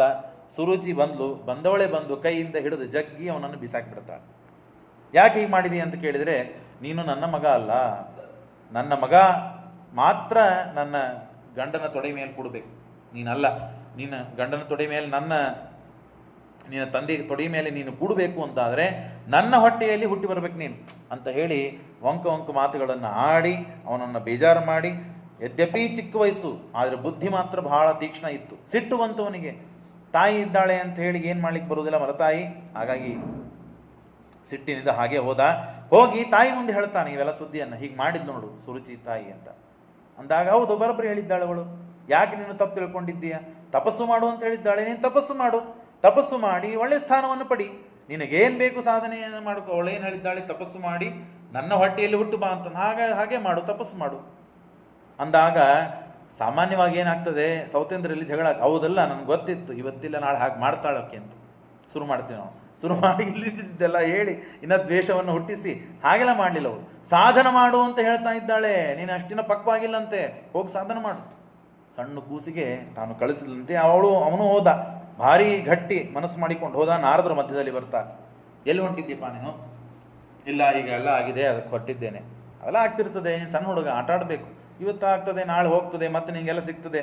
ಆ ಕಾಲಕ್ಕೆ ಹಾಗೆ ಅಂದಿದ್ದಾಳೆ, ನಾಳೆ ಮತ್ತೆ ಕೂಡು ಅಂತ ಹೇಳ್ತಾಳೆ, ಯಾಕೆ ಕಜಿ ಮಾಡ್ತೀನಿ ನೀನು ಅಂತ ಹೇಳಿ ಸಾಧನೆ ಮಾಡುವ ಮನಸ್ಸು ಇವನಿಗೆ ಎಷ್ಟು ಸ್ಥಿರ ಇದೆ ಅಂತ ಪರೀಕ್ಷೆ ಮಾಡಲಿಕ್ಕೆ ನಾರದರು ಮಧ್ಯದಲ್ಲಿ ಬಂದು ಪರೀಕ್ಷೆ ಮಾಡಿದರೆ ನಾರದರ ಮಾತನ್ನು ಕೇಳಲಿಲ್ಲ. ಸ್ವಾಮಿ ನೀವು ಇಲ್ಲ ಅಂತ ಅನ್ಬಾರ್ದು, ಹ್ಞೂ ಅನ್ಬೇಕು, ನನಗೆ ಆಶೀರ್ವಾದ ಮಾಡಬೇಕು, ಆಯ್ತು ಹೋಗು ಅಂತ ಹೇಳಿ ನಾರದರು ಮಂತ್ರೋಪದೇಶ ಮಾಡ್ತಾರೆ. ಆ ಮಂತ್ರವನ್ನು ಉಪದೇಶ ಮಾಡಿದ್ದನ್ನು 6 ತಿಂಗಳ ಕಾಲ ನಿರಂತರವಾಗಿ ತಪಸ್ಸು ಮಾಡ್ತಾನೆ. ನಿರಂತರವಾಗಿ ತಪಸ್ಸು, ಆಯಾ ತಿಂಗಳುಗಳಲ್ಲಿ ಏನೇನು ಮಾಡ್ತಾನೆ, ಕೊನೆಗೆ ನಿರಾಹಾರ ತಪಸ್ಸು ಮಾಡ್ತಾನೆ. ಎಲ್ಲರಿಗೆ, ದೇವತೆಗಳಿಗೆ, ಜಗತ್ತಿನಲ್ಲಿದ್ದವರಿಗೆ ಪ್ರಾಣ ನಿರೋಧ ಆಗಿಬಿಡ್ತದೆ. ತಿಂದಿದ್ದು ಒಳಗೆ ಹೊರಗಿಲ್ಲೇ ಇಲ್ಲ, ಮಲಮೂತ್ರ ವಿಸರ್ಜನೆ ಆಗದೇ ಇದ್ದಂತೆ ಅವಸ್ಥೆ ಬರ್ತದೆ. ದೇವತೆಗಳು ಹೋಗೆಲ್ಲ ಪ್ರಾರ್ಥನೆ ಮಾಡ್ತಾರೆ. ಧ್ರುವರಾಜ ಘೋರವಾದ ತಪಸ್ಸು ಮಾಡ್ತಾ ಇದ್ದಾನೆ, ಸ್ವಾಮಿ ಏನು ಅವನಿಗೆ ಬೇಕು ಅದನ್ನು ಕೊಟ್ಬಿಡು, ನಮ್ಮನ್ನೆಲ್ಲ ಉಳಿಸು. ತಪಸ್ಸಿಗೂ ಇಷ್ಟು ಸಾಮರ್ಥ್ಯ ಇದೆ, ತಪಸ್ಸಿಗೆ ಇಷ್ಟು ಸಾಮರ್ಥ್ಯ ಇದೆ. ಮನೆಯಲ್ಲಿ ನೋಡ್ರಿ ನೀವು, ಮನೆಯಲ್ಲಿ ಯಾರಾದರೂ ಪಾಠನೋ ಪ್ರವಚನೋ ದೇವ್ರ ಪೂಜೆನೋ ಇಷ್ಟು ದಿವಸ ಶುರು ಮಾಡಿದ್ದಿಲ್ಲ ಅವ್ರು ಮಾಡ್ತಾ ಇದ್ದಾರೆ ಅಂತಂದರೆ ಸ್ವಲ್ಪ ಹೆಂಡತಿ ದೂರ ಆಗ್ತಾಳೆ, ಮಡಿ ಮೇಲಿಗೆ ಮಾಡ್ತಿದ್ದಾರೆ, ಅನುಕೂಲ ಮಾಡಿಕೊಡ್ಬೇಕು ಅಂತ ಪಾಠ ಪ್ರವಚನಕ್ಕೆ ಹೋಗುವ ವ್ಯಕ್ತಿಗಳಿಗೆ ಅನುಕೂಲ ಮಾಡಿಕೊಡ್ತಾಳೆ. ಏನೋ ಅವ್ರ ಮೇಲೆ ಗೌರವ ಬರ್ತದೆ, ಎದರ ಬದರ ಬೈಲಿ, ಆದರೆ ದೂರಿಂದ ಗೌರವ ಇರ್ತದೆ. ದೇವರು, ಕರ್ಮ, ಸತ್ಕರ್ಮ, ಸಜ್ಜನರು ಅಂತ ನಾವು ಆಗ್ತಾ ಹೋದಂತೆ ಅದು ದೇವರ ಮಹಿಮಾ, ಅದು ಆ ವ್ಯಕ್ತಿತ್ವ, ಆ ತೇಜಸ್ಸು, ಆ ಕಾಂತಿ ನಮ್ಮಲ್ಲಿ ಚಿಮ್ಮಿಸ್ತದೆ, ಆ ಕೆಲಸಗಳನ್ನು ಮಾಡ್ತದೆ. ಹಾಗೆ ಯಾರಿಂದ ತಾನು ಪ್ರೇರಿತನಾಗಿ ಬಂದು ತಪಸ್ಸು ಮಾಡ್ತಾ ಇದ್ದಾನೋ, ತಪಸ್ಸು ಮಾಡಿದರೆ ಇಡೀ ಲೋಕಕ್ಕೇನೆ ಘೋರವಾದ ತಪಸ್ಸು ಅಳ್ಳಾಡಿಸಿಬಿಡುತ್ತೆ ಲೋಕವನ್ನೇ. ಎಲ್ಲ ದೇವತೆಗಳು ಇವನು ಸಲಾಗಿ ಪ್ರಾರ್ಥನೆ ಮಾಡಿದಾಗ ಭಗವಂತ ಬರ್ತಾನೆ, ಪ್ರತ್ಯಕ್ಷನಾಗ್ತಾನೆ. ಸಣ್ಣ ಕೂಸು ಪಾಪ ಏನು ಮಾಡಬೇಕು, ಆ ಕೈಯಲ್ಲಿದ್ದಂತಹ ಶಂಖದಿಂದ ಕಪಾಲಕ್ಕೆ ಹಸ್ತಾನೆ, ಗಲ್ಲಕ್ಕೆ ಹಸ್ತಾನಂತೆ. ಕೃಪಯಾ ಕಪೋಲೆ ಕೃತಾಂಜಲಿ, ಏನು ಮಾಡಬೇಕು, ಕೈ ಮುಗಿದ ಸಾಷ್ಟಾಂಗ ನಮಸ್ಕಾರ ಮಾಡಿದ ಧ್ರುವರಾಜ. ಆಗ ಯೋಂತ ಪ್ರವಿಶ್ಯ ಮಮ ವಾಚ ಮಿಮಾಂ ಪ್ರಸುಕ್ತಾಂ ಸಂಜೀವಯತ್ಯ ಕಿಲ ಶಕ್ತಿ ಧರಸ್ವಧಾಮ್ನ ಅನ್ಯಾಂಸ ಹಸ್ತಚರಣ ಶ್ರವಣತ್ವಗಾದೀನ್ ಪ್ರಾಣಾನ್ನಮೋ ಭಗವತೆ ಪುರುಷಾಯಿತಭ್ಯಂ. ಉತ್ತಮವಾದ ಸ್ತೋತ್ರವನ್ನು ಮಾಡ್ತಾನೆ ಧ್ರುವರಾಜ. ಯಾವ ವಿದ್ಯೆ ಕಲ್ತಿಲ್ಲ, ಯಾವ ಅಕ್ಷರ ಭಾಷೆ ಆಗಿದೋ ಇಲ್ಲೋ ಗೊತ್ತಿಲ್ಲ, ಆಗಿದ್ರು ಎಷ್ಟು ಮಾಡಿದ್ದಾನೋ ಗೊತ್ತಿಲ್ಲ, ಎಷ್ಟು ಸಾಲಿ ಕಲ್ತಿದ್ದಾನೋ ಗೊತ್ತಿಲ್ಲ, ಏನು ತತ್ವ ಗೊತ್ತಿಲ್ಲ, ವಿದ್ಯೆ ಕಲ್ತಿಲ್ಲ. ಆದರೆ ಕೇವಲ ವಿದ್ಯಾ ದೇವಿಯಾದ ಲಕ್ಷ್ಮೀದೇವಿ, ಆ ಲಕ್ಷ್ಮೀದೇವಿ ಶಂಕರೂಪದಿಂದ ಇದ್ದಾಳೆ. ಅದನ್ನು ಸ್ಪರ್ಶ ಮಾಡಿದ ಮಾತ್ರಕ್ಕೆ, ಭಗವಂತನ ಸ್ಪರ್ಶವಾದ ಮಾತ್ರಕ್ಕೆ ನೇರವಾಗಿ ಹೊರಗೆ ಬಂತು. ಏನಂದರೆ ನನ್ನ ಜ್ಞಾನ, ಇಚ್ಛಾ, ಪ್ರಯತ್ನ, ನನ್ನ ಇಂದ್ರಿಯಗಳು, ನನ್ನ ಬುದ್ಧಿ ಇವೆಲ್ಲವನ್ನು ಪ್ರೇರಿಸುವನು ನೀನೇ, ಹಾಗಾಗಿ ನನ್ನಲ್ಲಿ ಮಾತನಾಡಿಸುವ ನೀನೇ, ಹಾಗಾಗಿ ಈ ಮಾತುಗಳಿಂದ ನಿನ್ನನ್ನು ಸ್ತೋತ್ರ ಮಾಡಿಸಿಕೊಳ್ಳುವ ನೀನೇ. ಯಹ ಅಂತಃಪ್ರವಿಶ್ಯ ಮಮ ವಾಚಮಿಮಾಂ ಪ್ರಸುಪ್ತಾಂ ಸಂಜೀವಯತ್ಯಖಿಲ ಶಕ್ತಿ ಧರಸ್ವಧಾಮ್ನ ಅನ್ಯಾಶ್ಚ ಹಸ್ತಚರಣ ಶ್ರವಣತ್ವಗಾದೀನ್. ಇಷ್ಟೆಲ್ಲ ಜ್ಞಾನ ಶಕ್ತಿ, ಕ್ರಿಯಾಶಕ್ತಿ, ಇಚ್ಛಾಶಕ್ತಿ, ಪ್ರಯತ್ನ ಶಕ್ತಿ, ಸತ್ತಾ ಪ್ರತೀತಿ ಪ್ರವೃತ್ತಿಗಳು, ಈ ದೇವರ ಸ್ತೋತ್ರ ಇದೆಲ್ಲ ನೀನೇ ಮಾಡಿಸೋನು ಸ್ವಾಮಿ. ಹಾಗಾಗಿ ಏನು ನನಗೆ ಹಿತವೋ ಅದನ್ನು ನೀನು ಮಾಡ್ತಾ ಇದ್ದಿ ಅಂತ ಹೇಳಿ ದೇವರಿಗೆ ಸಾಷ್ಟಾಂಗ ನಮಸ್ಕಾರ ಮಾಡಿ. ಯಾಕಪ್ಪ ಇಷ್ಟು ಘೋರವಾದ ತಪಸ್ಸು ಮಾಡ್ತಾ ಇದ್ದಿ, ಏನಾಯಿತು ನಿನಗೆ ಅಂತ ಕೇಳಿದಾಗ, ಏನಿಲ್ಲ ಸ್ವಾಮಿ, ನನಗೆ ಸ್ಥಿರವಾದ ಒಂದು ಸ್ಥಾನ ಬೇಕು. ನಾನು ಕುತ್ತಿ ಅಂದರೆ ಯಾರೂ ನನ್ನನ್ನು ಅಳ್ಳಾಡಿಸ್ಬಾರ್ದು, ಏಳು ಅಂತ ಅನ್ಬಾರ್ದು. ಅಷ್ಟು ಅವನಿಗೆ ಸಮಸ್ಯೆ ಆಗಿದೆ. ಕೆಲವು ಮಾತುಗಳು, ಕೆಲವು ಪ್ರಸಂಗಗಳು, ಕೆಲವು ಪರಿಸ್ಥಿತಿಗಳು ಮನುಷ್ಯನನ್ನು ಪೂರ್ಣ ಬದಲಾಯಿಸಿಬಿಡುತ್ತದೆ. ಎಷ್ಟು ಬಾರಿ ಅವನಿಗೆ ಬೈತಾರೆ ಉದ್ಧಾರ ಆಗುವಂದ್ರೆ ಒಟ್ಟು ತಯಾರಾಗುವುದಿಲ್ಲ. ಯಾವುದೋ ಒಂದು ಪ್ರಸಂಗ, ಯಾವುದೋ ಒಂದು ಪರಿಸ್ಥಿತಿ, ಯಾವುದೋ ಒಂದು ಪೂರ್ಣ ಬದಲಾಯಿಸಿಬಿಡ್ತದೆ ಮನುಷ್ಯನನ್ನು. ಹಾಗೆಯೇ ಇವನು ಧ್ರುವರಾಜನ ಜೀವನದಲ್ಲಿ ಇದು ಅದ್ಭುತವಾದ ಘಟನೆ ನಡೆದು ಹೋಯಿತು. ಆಯಿತು ಅಂಥೇಳಿ ಭಗವಂತ ಅವನಿಗೆ ತದಾಸ್ತು ಅಂತ ವರ ಕೊಟ್ಟ. ನೀನು ಶುಂಶುಮ ಧ್ರುವಸ್ಥಾನ ಅಂತ ಇದೆ, ಧ್ರುವ ನಕ್ಷತ್ರ, ಅಲ್ಲಿ ಹೋಗಿ ನೀನು ಮುಂದೆ ಅಲ್ಲಿ ನನ್ನ ಚೇಳಿ ರೂಪದಲ್ಲಿ ನಾನು ಆವಾಸ ಮಾಡಿದ್ದೇನೆ, ಅಲ್ಲಿ ಹೋಗಿ ನೀನು ಅವಶ್ಯವಾಗಿ ಇರು. ಈಗ ನೀನು ಇಲ್ಲಿದ್ದು ರಾಜ್ಯ ಏನು ನಿನ್ನ ಕರ್ತವ್ಯ ಕರ್ಮಗಳಿದೆ ಅದನ್ನು ಮಾಡಿ ಅನಂತರದಲ್ಲಿ ಮೇಲೆ ಹೋಗುವಂತ ದೇವರ ಆಶೀರ್ವಾದ ಮಾಡಿ ಹೋದ. ಧ್ರುವರಾಜ ಎರಡೂ ಕೈಗಳನ್ನು ತಲೆ ಮೇಲೆ ಇಟ್ಕೊಂಡು ಕೂತ. ಏನಿದು ಮೋಕ್ಷಪ್ರದನಾದ ಭಗವಂತ ಎದುರಿಗೆ ಬಂದಾಗ ಒಂದು ಒಳ್ಳೆ ಸ್ಥಾನ ಬೇಕು ಅಂತ ಕೇಳಿಬಿಟ್ಟೆ, ಏನು ಮುಟ್ಟಾಳ್ತನ ಆಯಿತು, ಏನು ಮೂರ್ತನ ಆಯ್ತಿದು ಅಂತ ಪೇಚಾಡ್ಲಿಕ್ಕೆ ಶುರು ಮಾಡ್ತಾನೆ, ಪಶ್ಚಾತ್ತಾಪ ಪಡ್ತಾನೆ. ದೇವ್ರು ಏನಾದರೂ ಕೊಡ್ತೇನೆ ಕೇಳು ಅಂತಂದಾಗ ಮೋಕ್ಷವನ್ನು ಕೇಳಿಬಿಟ್ಟಿದ್ರೆ ಕೊಟ್ಬಿಡ್ತಿದ್ದ. ಆಗ ವಿಚಾರ ಮಾಡ್ತಾನೆ, ಮೋಕ್ಷಕ್ಕೆ ಹೋಗುವಷ್ಟು ಸಾಧನ ನಾನು ಮಾಡಿಲ್ಲ, ಸಾಧನೆ ಮಾಡುವಂಥ ದೇವರನಿಗೆ ಆ ಮೋಕ್ಷವನ್ನು ಕೊಡಲಿಲ್ಲ. ಹಾಗಾಗಿ ನಾನು ಮಾಡಿದ್ದು ತಪ್ಪು ಅಂತ ಆದರೂ ಕೂಡ ದೇವರಂತಾನೆ, ನೀನು ನನ್ನ ಭಕ್ತ, ಪರಿಪೂರ್ಣ ಸಾಧನೆ ಮಾಡಿದರೇನೆ ಆ ಫಲವನ್ನು ಪಡೆಯುವ ಯೋಗ್ಯತೆ ನಿನ್ನಲ್ಲಿ ಬರ್ತದೆ, ಹಾಗಾಗಿ ನೀನು ಸಾಧನೆ ಮಾಡಬೇಕು ಇನ್ನಂತ ಹೇಳಿ ಆ ಧ್ರುವ ಚಕ್ರವರ್ತಿ 36,000 ವರ್ಷಗಳ ಕಾಲ ತಾನು ಭೂಮಿಯಲ್ಲಿರ್ತಾನೆ. ಸುನೀತಿ ಮತ್ತು ಸುರುಚಿ ಮತ್ತು ಉತ್ಥಾನಪಾದ ಎಲ್ಲ ಸಮಸ್ತ ಚತುರಂಗ ಸೈನ್ಯವನ್ನು ತೆಗೆದುಕೊಂಡು ಧ್ರುವರಾಜ ಒಂದು ಉತ್ತಮ ಸಾಧನೆಯನ್ನು ಮಾಡಿಕೊಂಡು ಬಂದಿದ್ದಾನೆ, ಅವನು ಸ್ವಾಗತಬೇಕು ಅಂತ 6 ವರ್ಷ 8 ವರ್ಷದ ಬಾಲಕನಿಗೆ ಸ್ವಾಗತಕ್ಕಾಗಿ ನಿಂತಿದ್ದಾನೆ. ಬಂದವನೇ ಬಂದು ತಂದೆಗೆ ನಮಸ್ಕಾರ ಮಾಡಿಲ್ಲ, ತನ್ನ ನಿಜವಾದ ತಾಯಿ ಸುನೀತಿಗೆ ನಮಸ್ಕಾರ ಮಾಡಲಿಲ್ಲ, ಹೋಗಿ ಸುರುಚಿಗೆ ನಮಸ್ಕಾರ ಮಾಡಿದ. ಅಮ್ಮ ನೀ ಏನು ಕಾರಣದಿಂದ ಯಾವ ಉದ್ದೇಶದಿಂದ ನನ್ನನ್ನು ಬೈದೆಯೋ ಗೊತ್ತಿಲ್ಲ, ಆದರೆ ನಿನ್ನಿಂದ ದೇವರ ದರ್ಶನ ಆಯಿತು ನಾನು ಸಾಕು ಅಂತ ಹೇಳಿ ತಾನು ಆ ತಾಯಿನೂ ಕೂಡ ಇಲ್ಲ ನಾನು ಹಾಗೆ ಅನ್ಬಾರ್ದಾಗಿತ್ತು ನನಗಂತ ಹೇಳಿ ಒಳ್ಳೆಯವರೇ, ಹಾಗಾಗಿ ಆಲಿಂಗನ ಮಾಡಿಕೊಂಡು ಆಶೀರ್ವಾದ ಮಾಡಿದ್ದಾಳೆ. ಹಾಗಾಗಿ ಅಷ್ಟು ವರ್ಷಗಳ ಕಾಲ ಉತ್ತಮ ಅಂತನೂ ತಮ್ಮ ಬೇಟೆಗೆ ಹೋಗಿರ್ತಾನೆ. ಅಲ್ಲಿ ಯಕ್ಷರು ಕೊಲ್ತಾರೆ. ಹಾಗಾಗಿ ಅಕ್ಷರ ಜಾತಿಯನ್ನೇ ಸಂಹಾರ ಮಾಡಬೇಕು ಅಂತ ಹೋದಾಗ ಸ್ವಯಂಭೂಮನು ತನ್ನ ಅಜ್ಜ ಬಂದು ತಡಿತಾನೆ, ಹಾಗೆಲ್ಲ ಮಾಡಬಾರ್ದು, ಸಮುದ್ರದಲ್ಲಿ ಸತ್ತಿದ್ದಾರೆ ಅಂತ ಸಮುದ್ರ ಕುಡಿದು ಹಾಕ್ತೀಯಾ ನೀನು, ಒಣಗಿಸಿ ಹಾಕ್ತೀಯಾ, ಹಾಗೆಲ್ಲ ಮಾಡ್ಲಿಕ್ಕೆ ಸಾಧ್ಯ ಇಲ್ಲ, ಏನೋ ದೇವರಿಚ್ಛೆ ಆದದ್ದಾಯಿತು, ಇನ್ನು ಅವಶ್ಯವಾಗಿ ನೀರು ಅಂತ ಹೇಳಿ ಅವನ ವಂಶದಲ್ಲೇನೆ ಒಬ್ಬ ಅಂಗರಾಜ ಅಂತ ಬರ್ತಾನೆ. ಅಂಗರಾಜನ ಹೆಂಡತಿ ಸುನೀತ. ಆಗ ಮಕ್ಕಳಿರೋದಿಲ್ಲ, ಎಲ್ಲ ಸಮೃದ್ಧಿ ಇರುತ್ತದೆ, ಮಕ್ಕಳಿರೋದಿಲ್ಲ. ಮಕ್ಕಳಿಲ್ಲೇನೆ ವಂಶ ಬೆಳೆಯುವುದು ಹೇಗೆ, ರಾಜ್ಯ ಬೆಳೆಯುವುದು ಹೇಗೆ, ರಾಜ್ಯ ನಡೆಯುವುದು ಹೇಗೆ ಅಂತ ಭಾಳ ಒದ್ದಾಡ್ತಾ ಇರ್ತಾನೆ. ಎಲ್ಲ ಬ್ರಾಹ್ಮಣರಿಗೆ ಕರೆದು ಒಂದು ಯಾಗ, ಪುತ್ರಕಾಮೇಷ್ಟಿ ಯಾಗ ಮಾಡ್ರಿ. ಪುತ್ರಕಾಮೇಷ್ಟಿ ಯಾಗ ಮಾಡಿದ್ರು ಅವನಿಗೆ ಸಂತಾನ ಆಗಲಿಲ್ಲ. ಯಾಕೆ ಅಂತ ಕೇಳಿದರೆ, ಇಲ್ಲ ಮೊದಲಿಗೆ ಸಾಮಾನ್ಯವಾದ ಒಂದು ಯಾಗ ಮಾಡ್ತಾ ಇರ್ತಾರೆ. ಯಾಗ ಮಾಡಬೇಕಾದಾಗ ದೇವತೆಗಳು ಹವಿಸ್ಸನ್ನು ತೆಗೆದುಕೊಳ್ಳಿಲ್ಲ. ಆಗ ಯಾಕೆ ಅಂತ ವಿಚಾರ ಮಾಡಿದರೆ, ಸಂತಾನ ಇದ್ದರೆ ಹವಿಸ್ಸು ಸ್ವೀಕಾರ ಮಾಡ್ತಾರೆ ದೇವತೆಗಳು, ಹಾಗಾಗಿ ಸಂತಾನಕ್ಕಾಗಿ ಪ್ರಯತ್ನ ಪಡ್ರಿ. ಆಯಿತು ಅಂತ ಹೇಳಿ ಸಂತಾನಕ್ಕೆ ಇಷ್ಟಶ್ಚ ಪುತ್ರಕಾಮಸ್ಯ ಪುತ್ರಂ ದದಾತಿ ಯಜ್ಞಮುಖ ತಥಾ ಸ್ವಭಾಗದೇಯಾನಿ ಗ್ರಹಿಷ್ಯತಿ ದಿವೋಕಸಃ. ನಿನ್ನ ಮಕ್ಕಳಾಯಿದ್ರು ಅಂದ್ರೇನಾಯಿತು, ಮಕ್ಕಳ ಸಲುವಾಗಿ ಯಾಗ. ಆ ಯಾಗ ಮಾಡಿದರೆ ಮಗ ಹುಟ್ಟಿದ್ದಕ್ಕೆ ಯಜ್ಞದಲ್ಲಿ ಆಹುತಿ ಸ್ವೀಕಾರ. ಅನ್ಯೋನ್ಯಾಶ್ರಯಿತು ಅಂತಂದರೆ ಆ ಋತ್ವಿಕರ ಸಾಮರ್ಥ್ಯದಿಂದ ಯಜ್ಞವನ್ನು ಮಾಡಿಸ್ತಾರೆ. ಯಜ್ಞವನ್ನು ಮಾಡಿಸಿದರೆ ವಿಪರೀತ ವಿಚಿತ್ರ ಪಾಪಿಷ್ಠನಾದ ಒಬ್ಬ ಮಗ ಹುಡ್ತಾನೆ, ವೇನ ಅಂತ ಹೇಳಿ. ಬಹಳ ಪಾಪಿಷ್ಠ, ಪೀಡಾ ಅಂತ ಅರ್ಥ ವೇನ ಶಬ್ದಕ್ಕೆ. ಅಧರ್ಮ ಅಂದರೆ ಅಧರ್ಮ ಸ್ವರೂಪ. ಅವನು ಯಾಕೆ ಮಗನನ್ನು ಅಪೇಕ್ಷಾ ಪಟ್ನು ಅಂತನೂ ಅಂತೆ ತಂದೆಗೆ ಅಷ್ಟು ಪೀಡೆ ಕೊಡ್ತಾನೆ. ಎಲ್ಲರನ್ನು ಕೊಲ್ಲುವುದು, ಬೈಯುವುದು ಇತ್ಯಾದೆಲ್ಲ ಮಾಡ್ತಾನೆ. ಕೊನೆಗೆ ಅವನು ಎಷ್ಟು ದಿವಸ ಮರಿತಾನೆ, ಎಲ್ಲ ಅಪಚಾರಗಳನ್ನು ಮಾಡ್ತಾನೆ. ಕೊನೆಗೆ ಅವನಿಗೆ ಶಾಪ ಕೊಡ್ತಾರೆ, ಸತ್ತು ಹೋದ. ಅವರು ಇಬ್ಬರು ಕಾಡಿಗೆ ಹೋಗಿಬಿಡ್ತಾರೆ. ಇನ್ನು ರಾಜ್ಯಕ್ಕೆ ಮುಂದೆ ಯಾರು? ತಾಯಿ ಈ ವೇನನ ದೇಹವನ್ನು ಇಟ್ಟುಕೊಂಡು ಔಷಧಿಗಳನ್ನೆಲ್ಲ ಹಾಕಿ ಕೊನೆಗೆ ಮೊದಲಿಗೆ ತೊಡಿಯನ್ನು ಮಥನ ಮಾಡ್ತಾರೆ. ತೊಡಿಯನ್ನು ಮಥನೆ ಮಾಡಿದರೆ ಒಬ್ಬ ಕಪ್ಪನೆ ಇದ್ದ ವ್ಯಕ್ತಿ, ಕುಳ್ಳ, ತಲೆ ಕೂದಲೆಲ್ಲ ಹಳದಿ ಬಿಳಿ ಹೀಗೆಲ್ಲ ವಿಚಿತ್ರವಾಗಿ ಹುಟ್ಟಿ ಅವನು ರಾಜ್ಯಕ್ಕೆ ಯೋಗ್ಯನಲ್ಲ, ನಿಷಾದ, ಅವನು ಬೇಡದವರು ಮೊದಲು ಜಾತಿಯವನು ಮೊದಲೇದವನಾಗಲಿ ಅಂತ ಅವನು ಕಳಿಸಿಬಿಡ್ತಾರೆ. ಕೊನೆಗೆ ಬಾಹುಗಳನ್ನು ಮಥನೆ ಮಾಡಿದರೆ ಅಲ್ಲಿ 2 ಕೂಸುಗಳು ಹುಟ್ಟುತ್ತದೆ. ಒಂದು ಹೆಣ್ಣು, ಒಂದು ಗಂಡು. ಗಂಡು ಅಂತಂದರೆ ಋತುಚಕ್ರವರ್ತಿ, ದೇವರ ಆವೇಶ ಇದೆ, ದೇವರೇ ಅಲ್ಲ ಅವನು. ಇನ್ನು ಅರ್ಚಿ ಅಂತ ಹೇಳಿ ಮಹಾಲಕ್ಷ್ಮಿಯ ಆವೇಶ. ಹಾಗಾಗಿ ಅದ್ಭುತವಾದ ಅವನ ಚರಿತ್ರೆ. ರಾಜ್ಯವನ್ನು ಅವನು ಹುಟ್ಟಿದ ಆರಭ್ಯ ಎಲ್ಲರೂ ಸ್ತೋತ್ರ ಮಾಡ್ತಾರೆ ಋತುಚಕ್ರವರ್ತಿಯನ್ನು. ನಾನು ಏನು ನಿಮಗೆ ಉಪಕಾರ ಮಾಡಿದ್ದೇನೆ ಅಂತ ನನ್ನ ಸ್ತೋತ್ರ ಮಾಡ್ತಾ ಇದ್ದೀರಿ. ಸ್ತೋತ್ರ ಮಾಡಬೇಕಾದ್ರೆ ನನ್ನಿಂದ ಏನಾದರೂ ನಿಮಗೆ ಆಗಿರಬೇಕಲ್ಲ, ಉಪಕಾರ ಆಗಿದ್ದರೆ ಸ್ತೋತ್ರ. ಹಾಗಾಗಿ ಏನೂ ಉಪಕಾರ ಮಾಡಿಲ್ಲ, ಮಾಡುವುದಾದರೆ ಸತ್ಯುತ್ತಮ ಶ್ಲೋಕ ಗುಣಾನುವಾದೆ ಜುಗುಪ್ಸಿತಂ ನ ವದಂತಿ ಸಭ್ಯ. ಹಾಗಾಗಿ ಸತ್ಯುತ್ತಮನಾದ ಭಗವಂತ, ಸಕಲ ಗುಣಗಳಿಂದ ಪೂರ್ಣನಾದ ಭಗವಂತನನ್ನು ನೀವು ಉಪಾಸನೆ ಮಾಡ್ರಿ, ಸ್ತೋತ್ರ ಮಾಡ್ರಿ, ಒಳ್ಳೆಯದಾಗ್ತದೆ ಅಂತ ಹೇಳಿ ಪೃಥುಚಕ್ರವರ್ತಿ ಆಳಿದ ರಾಜ್ಯ ಅಂತಂದರೆ ಸಮಗ್ರ ಭೂಲೋಕ ಎಲ್ಲವನ್ನು. ಎಷ್ಟೋ ದುರ್ಭಿಕ್ಷೆ ಇರ್ತದೆ, ಪೃಥ್ವಿ ಧಾನ್ಯಗಳನ್ನೇ ಕೊಡ್ತಿರುವುದಿಲ್ಲ. ಹಾಗಾಗಿ ಪೃಥ್ವಿಗೆ ಬಿಲ್ಲು ಬಾಣಗಳನ್ನು ಹಿಡಿದು ಬೆನ್ನತ್ತಾನೆ. ಆಗ ಪೃಥ್ವಿ ಹೇಳುತ್ತದೆ, ನನ್ನನ್ನು ನೀನು ಸಂಹಾರ ಮಾಡಲಿಕ್ಕೆ ಬಂದರೆ ನಡೆಯುವುದಿಲ್ಲ, ನನಗೇನು ಫಲ ಕೊಡಬೇಕು ನಾನು ಕೊಡ್ತೇನೆ. ನಾನು ಒಳ್ಳೆಯ ರೀತಿಯಿಂದ ಫಲ ಕೊಡಬೇಕಾದರೆ ನೀವು ಸತ್ಕರ್ಮಗಳನ್ನು ಮಾಡಬೇಕು. ಪ್ರಜೆಗಳು ಸತ್ಕರ್ಮವನ್ನು ಮಾಡಿದರೆ ನಾನೆಲ್ಲ ಸಮೃದ್ಧಿ ಕೊಡ್ತೇನೆ ನಿಮಗೆ ಅಂತ ಹೇಳಿದಾಗ ಸರಿ ಅಂತ ಹೇಳಿ ಸತ್ಕರ್ಮಗಳನ್ನು ಮಾಡಿಸ್ತಾನೆ. ಧಾನ್ಯಗಳು, ಸುರುಷ್ಟಿ ಎಲ್ಲ ಒಳ್ಳೆಯ ರೀತಿಯಿಂದ ಅನೇಕ ಆ ಊರಿಂದ ಈ ಊರಿಗೆ ಹೋಗ್ಲಿಕ್ಕೆ ನಮ್ಮ ಮಧ್ಯದಲ್ಲಿ ನದಿ ಇರ್ತದೆ. ನದಿಯ ಮಧ್ಯದಲ್ಲಿ ಬ್ರಿಡ್ಜ್ಗಳನ್ನು ಮಾಡಿಸ್ತಾನೆ, ರೋಡ್ಗಳನ್ನು ಮಾಡಿಸ್ತಾನೆ, ಎಲ್ಲ ಸೌಕರ್ಯಗಳನ್ನು ಮಾಡಿಕೊಡ್ತಾನೆ, ಮನೆಗಳನ್ನು ಕಟ್ಟಿಸಿಕೊಡ್ತಾನೆ.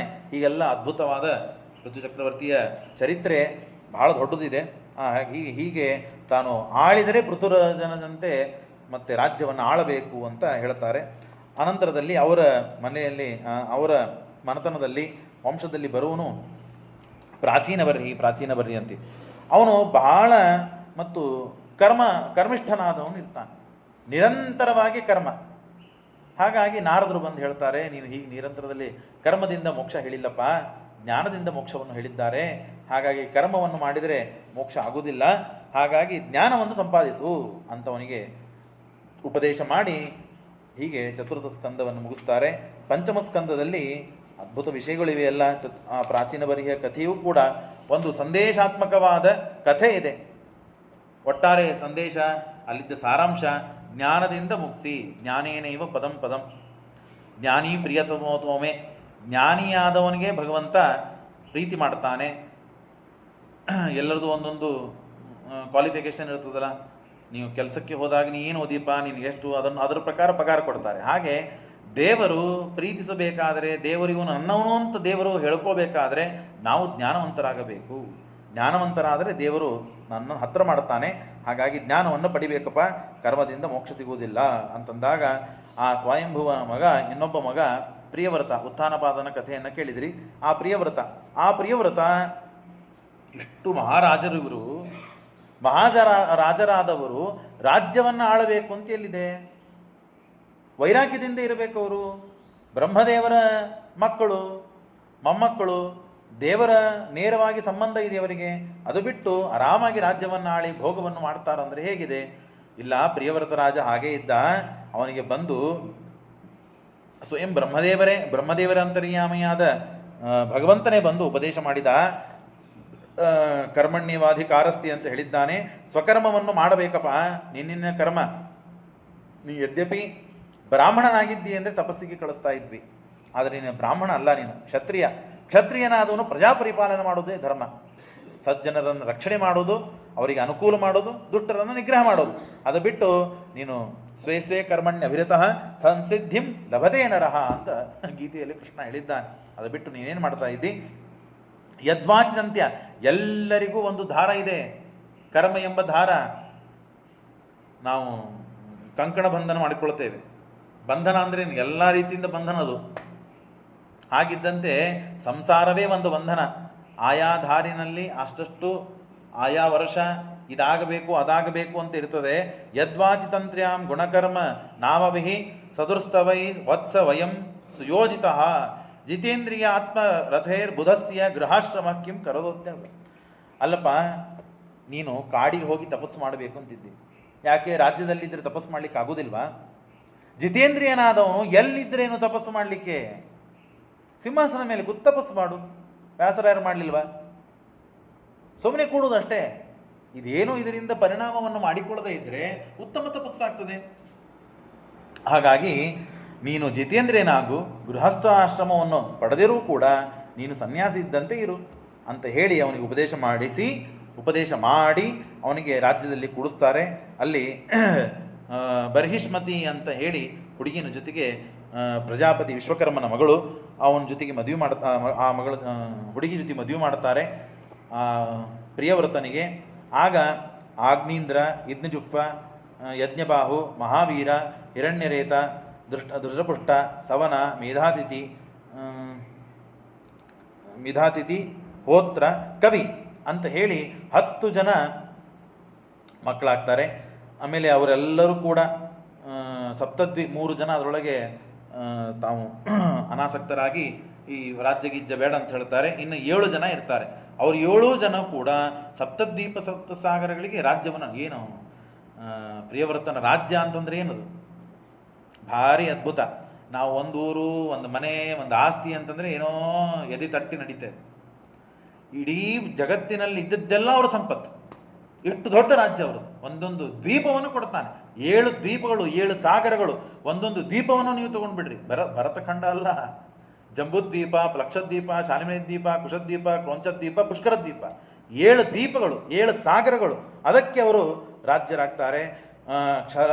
ಅದು ಸುತ್ತಲೂ ಎಲ್ಲ ಸಮುದ್ರ, ಇಕ್ಷೋರದ ಕ್ಷೀರರಸೋಧ ಅಂತ ಹೇಳಿ, ಕಬ್ಬಿನ ರಸದ ಸಮುದ್ರ, ಹಾಲಿನ ಸಮುದ್ರ, ದಧಿ ಸಮುದ್ರ, ದಧಿಮಂದೋದ, ಹೀಗೆಲ್ಲ ಸಮುದ್ರಗಳಿವೆ. ಆ ಸಮುದ್ರದ ಮಧ್ಯದಲ್ಲಿ ದ್ವೀಪ, ಆ ದ್ವೀಪಕ್ಕೆ ಇವರು ಅಧಿಪತಿಗಳು. ಹೀಗೆಲ್ಲ ಆಡಿದ್ದಾರೆ. ಕೊನೆಗೆ ಅವನಿಗೆ ಆಗಿನ ಕಾಲದಲ್ಲಿ ಹಾಗೇ ಇರ್ತಿತ್ತು. ಗಟ್ಟಿಮುಟ್ಟಿ ಆದಾಗ್ಲೇನೆ ಮಗನಿಗೆ ಇಡೀ ಸಂಪತ್ತನ್ನು, ಅವನ ಪಟ್ಟವನ್ನು ಕೊಟ್ಟು ತಾನು ಕಾಡಿಗೆ ಹೋಗಬೇಕು. ಹಾಗಾಗಿ ಆಗ್ನಿಯಿಂದ ತಾನು, ಅವನ ಮೊದಲನೆಯ ಮಗ ಅಗ್ನೀಂದ್ರ, ಅವನಿಗೆ ಪ್ರಿಯವ್ರತ ರಾಜ್ಯವನ್ನು ಕೊಟ್ಟು ತಾನು ಅಲ್ಲಿಂದ ಹೊರಟು ಹೋಗ್ತಾನೆ. ಆಗ್ನೇಂದ್ರನಿಗೆ ಬ್ರಹ್ಮದೇವರ ಸಭೆಯಲ್ಲಿ ಇದ್ದಂತಹ ಪೂರ್ವಚಿತ್ತಿ ಅಂತವನನ್ನು ಜೊತೆಗೆ ಮದುವೆ ಮಾಡಿಸ್ತಾರೆ. ನಾಭಿ, ಕಿಂಪುರುಷ, ಹರಿವರ್ಷ, ಇಲಾವ್ರತ, ರಮ್ಯಕ, ಹಿರಣ್ಯ, ಕುರುಭದ್ರ, ಕೇತುಮಾಲ ಮತ್ತು ಕೇತುಮಾಲ ಅಂತನೂ 9 ಜನ ಮಕ್ಕಳಾಗ್ತಾರೆ. ಅದರಲ್ಲಿ ಮೊದಲನೇದವನು ನಾಭಿ. ಆ ನಾಭಿಗೆ ಆಗ್ನೇಂದ್ರ ರಾಜ್ಯವನ್ನು ಕೊಟ್ಟು ತಾನು ಕಾಡಿಗೆ ಹೋಗ್ತಾನೆ. ಆ ನಾಭಿ ಮತ್ತು ಮೇರುದೇವಿಯಲ್ಲಿ ಮಕ್ಕಳಾಗಬೇಕು ಅಂತ ಹೇಳಿ ಸಂತಾನಕ್ಕಾಗಿ ಯಾಗ ಮಾಡಿಸ್ತಿರ್ತಾರೆ ಋತ್ವಿಜರು. ದೇವರು ಬರ್ತಾನೆ. ದೇವರು ಬಂದಾಗ ಇವ್ರಿಗೆ ಕೇಳಿಕ್ಕೆ ಸಂಕೋಚವಾಗ್ತದೆ. ಏನು ಬೇಕು? ಏನಿಲ್ಲ, ನಿನ್ನಂಥ ಮಗ ಬೇಕು, ನನ್ನಂಥ ಮಗ ಯಾರು ಇಲ್ಲ, ನಾನೇ ನನ್ನಾಗ ಇರಬೇಕು, ಹಾಗಾಗಿ ನಾನೇ ಬಂದು ಅವತಾರ ಮಾಡ್ತೇನೆ ಅಂತ ಹೇಳಿ ಆ ಮೇರುದೇವಿ ಮತ್ತು ನಾಭಿಯಲ್ಲಿ ಋಷಭ ಅಂತ ಹೇಳಿ ಆ ಋಷಭ ನಾಮಕನಾದ ಪರಮಾತ್ಮ ತಾನು ಅವತಾರ ಮಾಡ್ತಾನೆ. ಜಯಂತಿ ಅಂತನ್ನುವ ಮತ್ತು ಹೆಂಡತಿ ಎಲ್ಲ ವಿಧವಾದ ತತ್ವಗಳನ್ನು, ಗೃಹಸ್ಥಾಶ್ರಮ ಧರ್ಮವನ್ನು, ವಾನಪ್ರಸ್ಥ, ಸನ್ಯಾಸಿ ಮತ್ತು ಹೀಗೆ ಎಲ್ಲವನ್ನ ತಾನು ನಿಂತು ಮಾಡಿ ನಡೆಸಿ ತೋರಿಸ್ತಾನೆ. ಹೀಗೆಲ್ಲ ವಿಚಿತ್ರವಾದ ಜಡಾಂಡ ಬದರ ಮೂಕ ಉನ್ಮಾದವತ ಎಲ್ಲ ಧರ್ಮಗಳನ್ನೆಲ್ಲ ಹೇಳಿದ್ದಾರೆ. ಹಾಗೆಲ್ಲ ನಿಂತು ತಾನು ಮಾಡಿ ತೋರಿಸ್ತಾನೆ ಋಷಭನಾಮಕ ಪರಮಾತ್ಮ. ಅವನಿಗೆ 100 ಜನ ಮಕ್ಕಳು. ಅದರಲ್ಲಿ ಮೊದಲನೇದವನು ಭರತ. ಆ ಭರತ ಚಕ್ರವರ್ತಿಯ ಚರಿತ್ರೆಯನ್ನು ಹೇಳುತ್ತಾರೆ. ನಾಯಂ ದೇಹೋ ದೇಹಭಾಜಾಂ ತ್ರಿಲೋಕೆ. ಅವನು ಕೂಡ 100 ಜನರಿಗೆ ಕೂಡಿಸಿಕೊಂಡು ಋಷಭನಾಮಕ ಪರಮಾತ್ಮ ಮೊದಲಿಗೆ ಉಪದೇಶ ಮಾಡುತ್ತಾನೆ. ಹೇಗೆ ಪ್ರಜಾರಕ್ಷಣೆ ಮಾಡಬೇಕು, ನಿಮ್ಮ ಕರ್ತವ್ಯ ಕರ್ಮ ಏನು, ಯಾವುದು ಧರ್ಮ, ಯಾವುದು ಅಧರ್ಮ, ಯಾವುದು ಮತ್ತು ಮಾಡಲೇಬೇಕು, ಯಾವುದು ಆಪದ್ಧರ್ಮ ಅಂತನ್ನೋದನ್ನು ಎಲ್ಲ ತಿಳಿಸ್ತಾನೆ. ಮಹತ್ ಸೇವಾಂ ದಾರಮಾಹುರ್ ವಿಮುಕ್ತೇ. ಎಲ್ಲಕ್ಕಿಂತ ದೊಡ್ಡದು ಅಂತಂದರೆ ನೀವು ದೊಡ್ಡವರ ಸೇವೆ ಮಾಡಬೇಕು, ಅದೇ ವಿಮುಕ್ತಿಗೆ ಸಾಧನ. ಹಾಗಾಗಿ ನೀನು ಇದನ್ನು ಮಾಡು ಅಂತ ಹೇಳಿ ಎಲ್ಲ ಜನರಿಗೆ ಉಪದೇಶ ಮಾಡಿ ತಾನು ಅಲ್ಲಿಂದ ಹೊರಟು ಹೋಗ್ತಾನೆ. ಗುರುರನ್ನ ಸಸ್ಯ. ಗುರುಗಳು ಅಂತ ಯಾವಾಗ ಆಗ್ತಾರೆ? ಶಿಷ್ಯನನ್ನು ಒಳ್ಳೆ ಮಾರ್ಗದಲ್ಲಿ ಇಟ್ಟಾಗಲಿ ಅವನು ಗುರು. ತಂದೆ ತಾಯಿಗಳು ಮಕ್ಕಳಿಗೆ ಏನೇನು ಮಾಡಬೇಕು ಅದನ್ನೆಲ್ಲ ಮಾಡಿದರೆ ತಂದೆ ತಾಯಿಗಳು. ಹೆಂಡತಿ ಮಕ್ಕಳಿಗೆ ಏನು ಸಂಸ್ಕಾರಗಳನ್ನು ಕೊಡಬೇಕು ಅದನ್ನು ಕೊಟ್ಟರೆ ಆಕೆ ತಾಯಿ. ಇಲ್ಲದೇ ಇದ್ದರೆ ತಾಯಿ ಅಲ್ಲ, ಗುರು ಅಲ್ಲ, ಶಿಷ್ಯ ಅಲ್ಲ, ಬಂಧು ಬಾಂಧವರಲ್ಲ. ಆಪ್ತರಾಗಿದ್ದಾರೆ ಅಂದರೆ ಅವ್ರ ಕಡೆಯಿಂದ ಸಾಧನ ಮಾಡಿಸಬೇಕು. ನಡೀತದೆ, ಇವತ್ತೊಂದು ದಿವಸ ಏಕಾದಶಿ, ಒಳಗೋಗಿ ಅಂತೇಳಿ ಅವನ ಕಡೆಯಿಂದ ತಿನ್ನಿಸ್ಬಿಟ್ರೆ ಅವನು ತಯಾರಿರ್ತಾನೆ ಮಾಡಲಿಕ್ಕೆ. ಅಮ್ಮನ ತಿನ್ನೋದಿಲ್ಲ. ಇವತ್ತೊಂದು ದಿವಸ ಬಿಸಿಲು ಭಾಳ ಅದ, ನೀರಡಿಕೆ ಆಗಿದ್ರು ಹೌದು. ಹೀಗೆಲ್ಲ ಜನ ಇದ್ದಾರೆ. ಹೀಗೆಲ್ಲ ಮಾಡಿದರೆ ಅವ್ರ ತಾಯಂದ್ರೆ ಆಗೋದಿಲ್ಲ, ಅಪ್ಪಂದ್ರಾಗೋದಿಲ್ಲ, ಮಕ್ಕಳಾಗೋದಿಲ್ಲ. ಹಾಗೆಲ್ಲ ಮಾಡಬಾರ್ದು. ಸುಮ್ಮನೆ ಒಂದು ಉದಾಹರಣೆ. ಹೀಗೆ ಯಾವುದೇ ಸತ್ಕರ್ಮವಿದೆ, ಯಾವುದೇ ಸ್ವಕರ್ಮ ಇದೆ, ಅದನ್ನು ಅವಶ್ಯವಾಗಿ ಹೇಳಿ ಮಾಡಿಸ್ಬೇಕು, ತಿಳಿಸಿ ಮಾಡಿಸ್ಬೇಕು, ಮೆತ್ತಗೆ ಹೇಳಿ ಮಾಡಿಸ್ಬೇಕು. ಸತ್ಕರ್ಮಗಳನ್ನು ಮಾಡಿಸಲೇಬೇಕು, ಮಾಡಿಸಲೇ ಇದ್ದರೆ ಆಗೋದಿಲ್ಲ ಅಂತ ಹೇಳಿ ಆ ಋಷಭ ತಾನು ಉಪದೇಶ ಮಾಡಿ ಕೊನೆಗೆ ತಾನು ಅದೃಶ್ಯನಾಗ್ತಾನೆ. ಕೊನೆಗೆ ಭರತ ಚಕ್ರವರ್ತಿ ಅದ್ಭುತವಾಗಿ ರಾಜ್ಯವನ್ನು ಆಳ್ತಾನೆ. ಆಡಿ ಕೊನೆಗೆ ಅವನೂ ಕೂಡ ವೈರಾಗ್ಯ ಬರ್ತದೆ.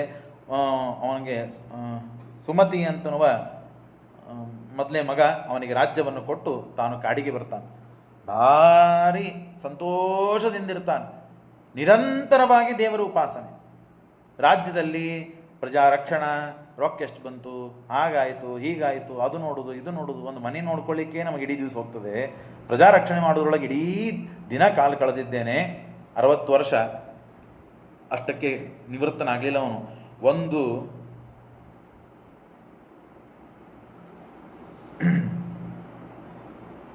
ಒಂದು ಕೋಟಿ ವರ್ಷ ರಾಜ್ಯವನ್ನು ಆಳಿದ್ದ. ಹೇಳ್ತದೆ, ವರ್ಷಾಯುತ ಸಹಸ್ರ ಪರ್ಯಂತಂ ಅವಸಿತ ಕರ್ಮ ನಿರ್ವಾಣ ಅವಸರ ಅಧಿಭುಜ್ಯಮಾನಂ. ತೃಪ್ತನಾಗಿ ಬಿಟ್ಟ. ಇನ್ನು ಮಾಡಬೇಕಾದದ್ದೇನೋ ಅದು ಮಾಡೋಣ, ಸ್ವಕರ್ತವ್ಯ ಕರ್ಮ ಏನು ಮಾಡಬೇಕು ಅದನ್ನು ಮಾಡಿದೆ, ಇನ್ನು ನಿವೃತ್ತನಾಗಿ ಇನ್ನು ಸಾಧಿಸಬೇಕಾದದ್ದನ್ನು ಸಾಧಿಸೋಣ ಅಂತ ಹೇಳಿ ವಿರಕ್ತ ಶಿಖಾಮಣಿಯಾಗಿ ಕಾಡಿಗೆ ಬಂದಿದ್ದ. ಕಾಡಿಗೆ ಬಂದರೆ ಪ್ರತಿನಿತ್ಯ ಮುಂಜಾನೆ ಸ್ನಾನ, ಮಧ್ಯಾಹ್ನ ಸ್ನಾನ, ಸಾಯಂಕಾಲ ಸ್ನಾನ, ನಿರಂತರ ದೇವರ ಆರಾಧನೆ. ಒಂದು ಗುಡಿಸಲು ಮಾಡಿಕೊಂಡಿದ್ದಾನೆ. ಯಾರ ಉಪದ್ರವಗಳಿಲ್ಲ, ಯಾರ ಪೀಡೆ ಇಲ್ಲ. ಹೀಗೆ ಸಾಧನ ಮಾಡ್ತಾ ಇದ್ದಾನೆ. ದೇವರ ನಾಮಸ್ಮರಣೆಯನ್ನು ಮಾಡ್ತಾ ಇದ್ದಾನೆ, ಉಪಾಸನೆಯನ್ನು ಮಾಡ್ತಾ ಇದ್ದಾನೆ.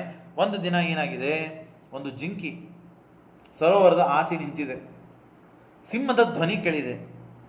ಅದು ಬಂದು ನನ್ನನ್ನು, ಗರ್ಭಿಣಿ ಜಿಂಕೆ ಅದು, ಗರ್ಭಿಣಿಯಾದಂತಹ ಜಿಂಕೆ ಆ ಸಿಂಹದ ಧ್ವನಿಯನ್ನು ಕೇಳಿ ದಾಟಬೇಕು ಅಂತನೂ ಒಳಗೇನೆ ಆ ಗಾಬರಿಗೆ ಪ್ರಸವ, ಆ ಜಿಂಕೆ ಗರ್ಭಿಣಿ ಇದ್ದದ್ದು ಕೂಸನ್ನು ಜನ್ಮ ಕೊಟ್ಟಿದೆ. ಆಗ ಆ ವೇದನೆ ತಡೆಕೊಳ್ಳಾರದೇನೆ ಕೂಸು ಬದುಕಿದೆ, ತಾಯಿ ಸತ್ತು ಹೋಗಿದ್ದಾಳೆ. ನೀರಿನಲ್ಲಿ ಎಳೆ ಕೂಸು ಬಿದ್ದಿದೆ. ಅದನ್ನು ತೆಗೆದ ಹೊರಗೆ ನೋಡಿದ. ತಪಸ್ಸಿಗೆ ಕೂತಿದ್ದ, ಮಡಿಲೆ ಒದ್ದಿಲೆ ಕೂತಿದ್ದ, ಜಪ ಮಡಿ ತಿರುಗಿಸ್ಕೊತು ಬಗಲಿಗೆ ಎದ್ದ. ಹಾಗೆ ಬಿಟ್ಟರೆ ಹೇಗೆ, ಪ್ರಾಣಿಯನ್ನು ರಕ್ಷಣೆ ಮಾಡಬೇಕು ಅಂತ ಹೇಳಿ ಅದನ್ನು ಎಲ್ಲ ಸ್ವಚ್ಛ ತೊಳೆದು ಮಾಡಿ ಪಕ್ಕಕ್ಕಿಟ್ಟ. ಹೀಗೆ ಲಾಲನ ಪೋಷಣ ಲಾಲನ ಪ್ರೀಣನ ಅಲಾನ ಅನುಧ್ಯಮಾನ ಸ್ವಾನುನಿಯಮ ಅನುನಿಯಮ ಅನುಧ್ಯಾನೇನ ಆತ್ಮನಿಯಮ ಸನಿಯಮ ಪುರುಷರ್ಯನ್ ಏಕೈಕಶಃ ಕದಿಪಯೇನ ಅರ್ಹೇಣಮಾನ ಯುಜ್ಯಮಾನ ಕಿಲ ಸರ್ವ ಏವ ಉದೋ ಸನ್. ಅಲ್ಲೇ ವಾಸ ಮಾಡಿದ್ದಾನೆ. ಅದನ್ನು ಜೊತೆಗೆ ಕರ್ಕೊಂಡು ಹೋಗಿದ್ದಾನೆ. ಮತ್ತೆ ಯಾರಾದರೂ ಬಂದು ಇದಕ್ಕೆ ಏನಾದರೂ ಪೀಡೆ ಕೊಟ್ಟಿದ್ದಾರೋ, ಸಿಂಹ ಮೃಗಾದಿಗಳು ಬರ್ತದೆ ಅಂತ ಹೇಳಿ ಅದನ್ನು ತನ್ನ ಮಗನನ್ನು ಸಾಕುವಂತೆ ಸಾಕ್ತಾ ಇದ್ದಾನೆ. ಮರುದಿವಸ ಮುಂಜಾನೆ ಹೇಳಬೇಕು, ಎದ್ದು ಸ್ನಾನಕ್ಕೆ ಹೋಗಬೇಕು, ಅರುಣೋದಯ ಕಾಲಕ್ಕೆ ಉಷಕ್ಕಾಲದಲ್ಲಿ ಬರಬೇಕು, ಸ್ನಾನ ಮಾಡಬೇಕು. ಆದರೆ ಹೋದರೆ ಇದನ್ನು ಯಾರು ರಕ್ಷಣೆ ಮಾಡೋರು? ಮುಂಜಾನೆ ಸ್ನಾನ ಹೋಯಿತು. ಸೂರ್ಯೋದಯ ಆಗಲಿ, ಬೆಳಕು ಬಂದಾಗ ಇದನ್ನು ಕರ್ಕೊಂಡು ಹೋಗೋಣ, ಅಲ್ಲಿ ನಿಂದ್ರಿಸೋಣ, ಸ್ನಾನ ಮಾಡೋಣ ಇರ್ತದೆ. ಒಂದು ದಿನ ಶಿಥಿಲವಾದರೆ ಮನುಷ್ಯ ಏನಾಗ್ತಾನೆ, ಸ್ವಲ್ಪ ಜಾರಿದರೆ ಮನುಷ್ಯ ಎಷ್ಟು ಹೋಗಿ ಬೀಳುತ್ತಾನೆ. ಇವರೆಲ್ಲ ಜ್ಞಾನಿಗಳು. ತಮ್ಮ ಜೀವನ ಒಂದು ಜನ್ಮ ವ್ಯರ್ಥ ಆಯಿತು ಅಂದ್ಕೊಳ್ರಿ. ಅವ್ರ ಪ್ರಾರಬ್ಧ ಇತ್ತು, ಮುಂದೆ ಅವನಿಗೆ ಚರ್ಮದೇಹ ಬಂದು ಮೋಕ್ಷನೇ ಆಯಿತು. ಇದು ಎಲ್ಲ ಪ್ರಾರಬ್ಧ ಇತ್ತು, ಮುಗಿಸ್ಕೊಂಡು ತೀರಿಸ್ಕೊಂಡ್ಬಿಟ್ರು. ನಮ್ದೆಲ್ಲ ಅವಸ್ಥೆ ಏನಿರ್ತದೆ? ನಮ್ದು ಮುಗಿಲಾರ್ದ ಪ್ರಾರಬ್ಧ. ಇವೆಲ್ಲ ಶ್ರವಣಗಳನ್ನು ಮಾಡಿ ಮಾಡಿ ಭಕ್ತಿಯಿಂದ ಕೇಳಿ ಮತ್ತೆ ಈ ಅವಸ್ಥೆ ನಮಗೆಲ್ಲ ಬರಬಾರದು ಅಂತ ದೇವರ ನಿರಂತರವಾಗಿ ಶ್ರವಣ ಮಾಡ್ತಾ ಇದ್ದಾಗಲೇ ಅನುಸಂಧಾನದಿಂದ ಪ್ರಾರ್ಥನೆಯನ್ನು ಮಾಡಬೇಕಂತೆ. ಪ್ರಾರ್ಥನೆ ಮಾಡಿದರೆ ದೇವರು ನಮ್ಮ ಪ್ರಾರ್ಥನೆಗೆ ಎಷ್ಟು ಭಕ್ತಿಯಿಂದ ಪ್ರಾರ್ಥನೆ ಮಾಡಿದ್ದೇವೋ ಅಷ್ಟು ಓಗೊಟ್ಟು ನಮಗೆ ಫಲ ಕೊಡ್ತಾನೆ, ಅವಶ್ಯವಾಗಿ ಕೊಡ್ತಾನೆ. ಅದಕ್ಕಾಗಿ ಭಾಗವತ ಕಲಿಯುಗದಲ್ಲಿ ಮಾಡಿದ ಸ್ವಲ್ಪೇ ಕರ್ಮ, ಮೊದಲನೇ ಸ್ಕಂದದಲ್ಲಿ ಕೇಳಿದ್ದೇವೆ, ಅತೀ ಹೆಚ್ಚಿನ ಪುಣ್ಯ ಕೊಡ್ತದೆ. ಯಾವ ಯುಗದಲ್ಲಿ ಇದ್ದ ಮನುಷ್ಯರಿಗೂ ಸಿಗದೇ ಇದ್ದಷ್ಟು ಫಲ ಕಲಿಯುಗದಲ್ಲಿ ಮಾಡಿದವ ಮಾನವನಿಗೆ ಮತ್ತು ಆ ಸತ್ಕರ್ಮ ಅಷ್ಟು ಪುಣ್ಯ ಕೊಡ್ತದೆ. ಹಾಗಾಗಿ ಸ್ನಾನ ಸ್ವಲ್ಪ ಲೋಪ ಮಾಡಿದ, ಆನ್ಹಿಕ ಸ್ವಲ್ಪ ಲೋಪ ಮಾಡಿದ, ಅದರ ಬಗ್ಗೆಯೇ ಗಮನ ಕೊಟ್ಟ, ಅದನ್ನೇ ರಕ್ಷಣೆ ಮಾಡೋದು, ಅದನ್ನು ಹುಲ್ಲು ತಿನ್ನಿಸುವುದು, ಏನೇನು ಮಾಡಬೇಕು ಅದಕ್ಕೆ ಎಲ್ಲ ಮಾಡ್ತಾ ಇದ್ದಾನೆ. ಕೊನೆಗೆ ಸ್ವಪ್ರಾರಬ್ಧ ಕರ್ಮಣ ಎದಕ್ಕೆ ಬಂದಿದ್ದೇನೆ, ಮಹಾಮಹಾರಾಜ, ದೊಡ್ಡ ರಾಜ ಅವನು, ಏಕಚಕ್ರಾಧಿಪತ್ಯವನ್ನು ಆಳಿದವನು, ಅಂಥ ರಾಜ್ಯ ಸಾಧನೆಗಾಗಿ ಎಲ್ಲ ಬಿಟ್ಟು ಬಂದಿದ್ದಾನೆ. ಜಿಂಕಿ ಬೆನ್ನತ್ತಿದ್ದಾನೆ. ಜಿಂಕಿಯನ್ನು ಬೆನ್ನತ್ತಿ ಏನು ಮಾಡ್ತಾ ಇದ್ದಾನೆ ಅಂತ ಮೈ ಮೇಲೆ ಎಚ್ಚರಿಲ್ಲದೆ ಇದ್ದಂತೆ ಆಯಿತು. ಸ್ವಪ್ರಾರಬ್ಧ ಕರ್ಮಣ ಯೋಗಾರಂಭಿತೋ ವಿಭ್ರಂಶಿತ, ಭ್ರಮೆಗೆ ಒಳಗಾಗಿದ್ದಾನೆ. ಏನು ಮಾಡಬೇಕು ಗೋಚರ ಆಗದೇನೆ ಕೊನೆಗೆ ಸಾಯುವ ಕಾಲ ಬಂತು. ಆಗ ಆ ಜಿಂಕಿಯನ್ನೇ ನೆನೆಸ್ತಾ ಸತ್ತು ತಾನೂ ಕೂಡ ಜಿಂಕಿಯಾಗಿದ್ದಾನೆ. ಜಿಂಕಿ ಆದಾಗ ಅವನು ಒಳ್ಳೇದೇನು ಅಂತಂದರೆ, ಹಿಂದಿನ ಜನ್ಮ ಏನಾಯಿತು, ಎಷ್ಟು ವೇಸ್ಟ್ ಮಾಡಿಕೊಂಡು ನಾನು, ಏನಾಗದೆ ಅಂತನೂ ಎಲ್ಲ ದೇವರ ನೆನಪಿಗೆ ಕೊಟ್ಟಿದ್ದಾನೆ, ಸ್ಮರಣೆಗೆ ಕೊಟ್ಟಿದ್ದಾನೆ. ಪ್ರತಿ ಕ್ಷಣವೂ ಅಳ್ತಾ ಇದ್ದಾನೆ. ಜಿಂಕಿ ಆದಾಗ ಯಾರಾದರೂ ನಾನು ಕೊಂದು ಹಾಕ್ರಪ್ಪ, ಯಾರಾದರೂ ಎಷ್ಟು ನಾವು ಸಾಯಬೇಕಂದ ಮಾತ್ರಕ್ಕೆ ಯಾರೂ ಎಂದೂ ಸಾಯ್ಲಿಕ್ಕೆ ಸಾಧ್ಯ ಇಲ್ಲ. ಹೋಗಿ ಇನ್ನು ಮೇಲೆ ಬಿಲ್ಡಿಂಗ್ ಮೇಲೆ ನಿಂತು ಬಿದ್ದರೆ ಕೈಕಾಲು ಮುರಿತದೆ, ಇಡೀ ದಿವಸ ಇಡೀ ಜನ್ಮ ಕಾಲ ಬರ್ಕೊಂಡು ಕೊಡ್ತೇವೆ ಹೊರತು ನಾವು ಸಾಯೋದಿಲ್ಲ. ಸಾಯಬಾರದು ಅಂತಿದ್ದರೆ ಚಂದೆಲ್ಲ ವಾಟರ್ ಪ್ರೂಫ್ ಏನಂತಾರೆ, ಮನಿ ಎಲ್ಲ ಬಂದೋಬಸ್ತ್ ಮಾಡಿಕೊಂಡು ಯಾರು ಒಳಗೆ ಬರದೆ ಅಂತಂತೆ ಮಾಡಿದ್ರು ಗಾಡಿ ಹೊಡ್ಕೊಂಡು ಒಳಗೆ ಬಂದು ನಿಮ್ಮನ್ನು ಕೊಂದಾಗ್ತಾರೆ. ನಿಮ್ಮನ್ನಂದ್ರೆ ನಾ ಎಲ್ಲರನ್ನು ಸಾಯಬೇಕು ಅಂತಿದ್ದರೆ ಹೆಂಗಾದರೂ ಸಾಯ್ತಾನೆ ಮನುಷ್ಯ. ಹಾಗಾಗಿ ಅವನು ಬೇಕಾದೆಲ್ಲ ಪಶ್ಚಾತ್ತಾಪ ಪಟ್ಟು ಅತ್ತು ಇಷ್ಟೆಲ್ಲ ಭ್ರಷ್ಟನಾಗಿ ಇಷ್ಟೆಲ್ಲ ಜನ್ಮ ಹಾಳು ಮಾಡಿಕೊಂಡೆ ಒಂದು ಜಿಂಕಿಯ ಸಲುವಾಗಿ ಅಂತ ಭಾಳೆಲ್ಲ ಅಳತಾ ಇದ್ದಾಗ ಕೊನೆಗೆ ಗಣಯನ್ ಮೃಗಶರೀರಂ ತೀರ್ಥೋದಕ್ಕೆ ಕ್ಲಿನ್ನಂ ಉತ್ಸರ್ಜ, ಕೊನೆಗೆ ಗುಡ್ಡದ ಮೇಲೆ ಹೋಗಿ ಮೇಲಿಂದ ಬಿದ್ದು ಕೊನೆಗೆ ಸಾಯುವ ಪ್ರಸಂಗ ಬಂತು. ಬಿದ್ದು ಸತ್ತು ಮರುಜನ್ಮ ಬಂತು ಅವನಿಗೆ. ಮರುಜನ್ಮ ಬಂದರೆ ಅಂಗಿರಸ ಗೋತ್ರದಲ್ಲಿ ಬ್ರಾಹ್ಮಣನ ಮನೆಯಲ್ಲಿ ಶಮ ದಮ ತಪಸ್ಸು ಸ್ವಾಧ್ಯಾಯ ಅಧ್ಯಯನ ತ್ಯಾಗ ಸಂತೋಷ. ಇನ್ನೊಂದು 5-10 ನಿಮಿಷ ಹೇಳ್ತೇನೆ, ಮುಗಿಸ್ತೇನೆ. ಸಮಯದ ಕಡೆಗೆ ಗಮನ ಇದೆ. ನಾಳೆ ನಾಡ್ದು 2 ದಿವಸ ಉಳಿತು, ಹಾಗಾಗಿ ಸ್ವಲ್ಪ ಸಮಯ ತೊಗೊಂಡು ಹೋಗ್ತೇನೆ. ಇಲ್ಲಾಂದ್ರೆ 5ನೇ ಸ್ಕಂದಕ್ಕೆ ಮಂಗಳ ಮಾಡ್ಬೇಕಂತ ಪೂರ್ಣ ಮುಗಿಸ್ಬೇಕಂತಿಲ್ಲ. ಭಾಗವತ್ ಎಲ್ಲವೂ ಆದ್ಯಂತ ಮಂಗಳೇ. ಮೊದಲಿಗೇನೆ ದೃಷ್ಟಾಂತ ಕೊಟ್ಟಿದ್ದಾರೆ, ಕಬ್ಬಿನ ದೃಷ್ಟಾಂತ ಕೊಟ್ಟಿದ್ದಾರೆ. ಕಬ್ಬು ಮೊದಲಿಗೆ ಸಿಹಿ ಇರ್ತದೆ, ಕೊನೆಗೆ ಸಿಹಿ ಇಲ್ಲ ಅಂತ ಅರ್ಥನ. ಮಧ್ಯದಲ್ಲಿ ಸಿಹಿ ಇರೋದಿಲ್ಲ, ಮೊದಲಿಗಷ್ಟೇ ಸಿಹಿ ಇರ್ತದೆ, ಹಾಗಿಲ್ಲ. ಸಮಗ್ರ ಇಕ್ಷುರಸ ಇದು ಪೂರ್ಣ ಸೀನೆ. ಹಾಗೆ ಈ ಭಾಗವತ ಗ್ರಂಥದ ಸ್ವಲ್ಪ ಕಥೆಗಳನ್ನು ಕೇಳಲಿ, ಬಹಳ ಕಥೆಗಳನ್ನು ಕೇಳಲಿ. ಬೇರೆಯವರ ಭಾಗವತ ಬೇರೆ ಇರ್ತದೆ, ನಮ್ಮದು ಭಾಗವತ ಬೇರೆ ಇರ್ತದೆ. ತತ್ವಗಳು ಕೂಡಬೇಕು. ಕಥೆಗಳನ್ನು ಕೇಳ್ತಿರ್ತೇವೆ. ಯಾವುದರಿಂದ ನಮ್ಮ ಜನ್ಮ, ಕಥೆಗಳನ್ನು ಯಾವುದಕ್ಕಾಗಿ ತಿಳ್ಕೋಬೇಕು, ಅದರಿಂದ ನಮ್ಮ ಜನ್ಮದಲ್ಲಿ ಏನನ್ನು ಅಡವಲಿಸಿಕೊಂಡ್ರೆ ನಮ್ಮ ಜನ್ಮ ಉದ್ಧಾರ ಆಗ್ಲಿಕ್ಕೆ ಸಾಧ್ಯವಿದೆ, ಸಾಧನ ಮಾರ್ಗದಲ್ಲಿ ಮುಂದೆ ಹೋಗ್ಲಿಕ್ಕೆ ಸಾಧ್ಯವಿದೆ, ಅದನ್ನೆಲ್ಲ ಅರ್ಥ ಮಾಡಿಕೊಳ್ಬೇಕು ಈ ಭಾಗವತದಿಂದ. ಹಾಗಾಗಿ ಅಂಗಿರಸ ಗೋತ್ರದಲ್ಲಿ ಬ್ರಾಹ್ಮಣನಾಗಿ ಹುಟ್ಟಿದ್ದಾನೆ. ಶಮ ದಮ ತಪಸ್ಸು ಸ್ವಾಧ್ಯಾಯ ಎಲ್ಲ ಸದ್ಗುಣಗಳನ್ನು ಪಡೆದಿದ್ದಾನೆ. ಅವನು ದಡ್ಡನಂತೆ ವರ್ತನೆ ಮಾಡ್ತಾ ಇದ್ದಾನೆ. ಅವನಿಗಿಷ್ಟು ಜೀವನದ ಮೇಲೆ ಬೇಸರ ಬಂದಿತ್ತು ಅಂದರೆ ಈ ಜನ್ಮ ಬೇಕಾದಾಗಲಿ ದೇವರ ಸ್ಮರಣೆಯನ್ನು ಬಿಟ್ಟು ಆಚೆ ಈಚೆ ಗಮನ ಹರಿಸೋದಿಲ್ಲ ಅಂತ ಹೇಳಿ ಪೂರ್ಣ ಮನಸ್ಸು ಗಟ್ಟಿ ಮಾಡಿಕೊಂಡು ನಿರ್ಮಲನಾಗಿ ಕೂತಿದ್ದಾನೆ. ಒಳ್ಳೆ ಕೆಲಸಗಳನ್ನು ಮಾಡಿ ಭೇಷ್ ಅಂತ ಅನ್ಸ್ಕೊಂಡ್ಬಿಟ್ರೆ ಇವನಿಗೆ ತಿಳುವಳಿಕಿದೆ, ಬುದ್ಧಿವಂತ ಇದ್ದಾನೆ ಅಂತ ಸಂಸಾರದಲ್ಲಿ ಹಚ್ಚಿಬಿಡ್ತಾರೆ ನಮಗೆ. ಅದನ್ನು ತಗೊಂಬ, ಇದನ್ನು ತಗೋ, ಅದನ್ನು ಮಾಡು, ಇದನ್ನು ಮಾಡು ಅಂತ ಹೇಳಿ. ದಡ್ಡ ಅನ್ಕೊಂಡ್ರೆ ಅನ್ಕೊಳ್ಳಿ, ಅವರು ದಡ್ಡರು ತಿಳ್ಕೊಳ್ಳಿ.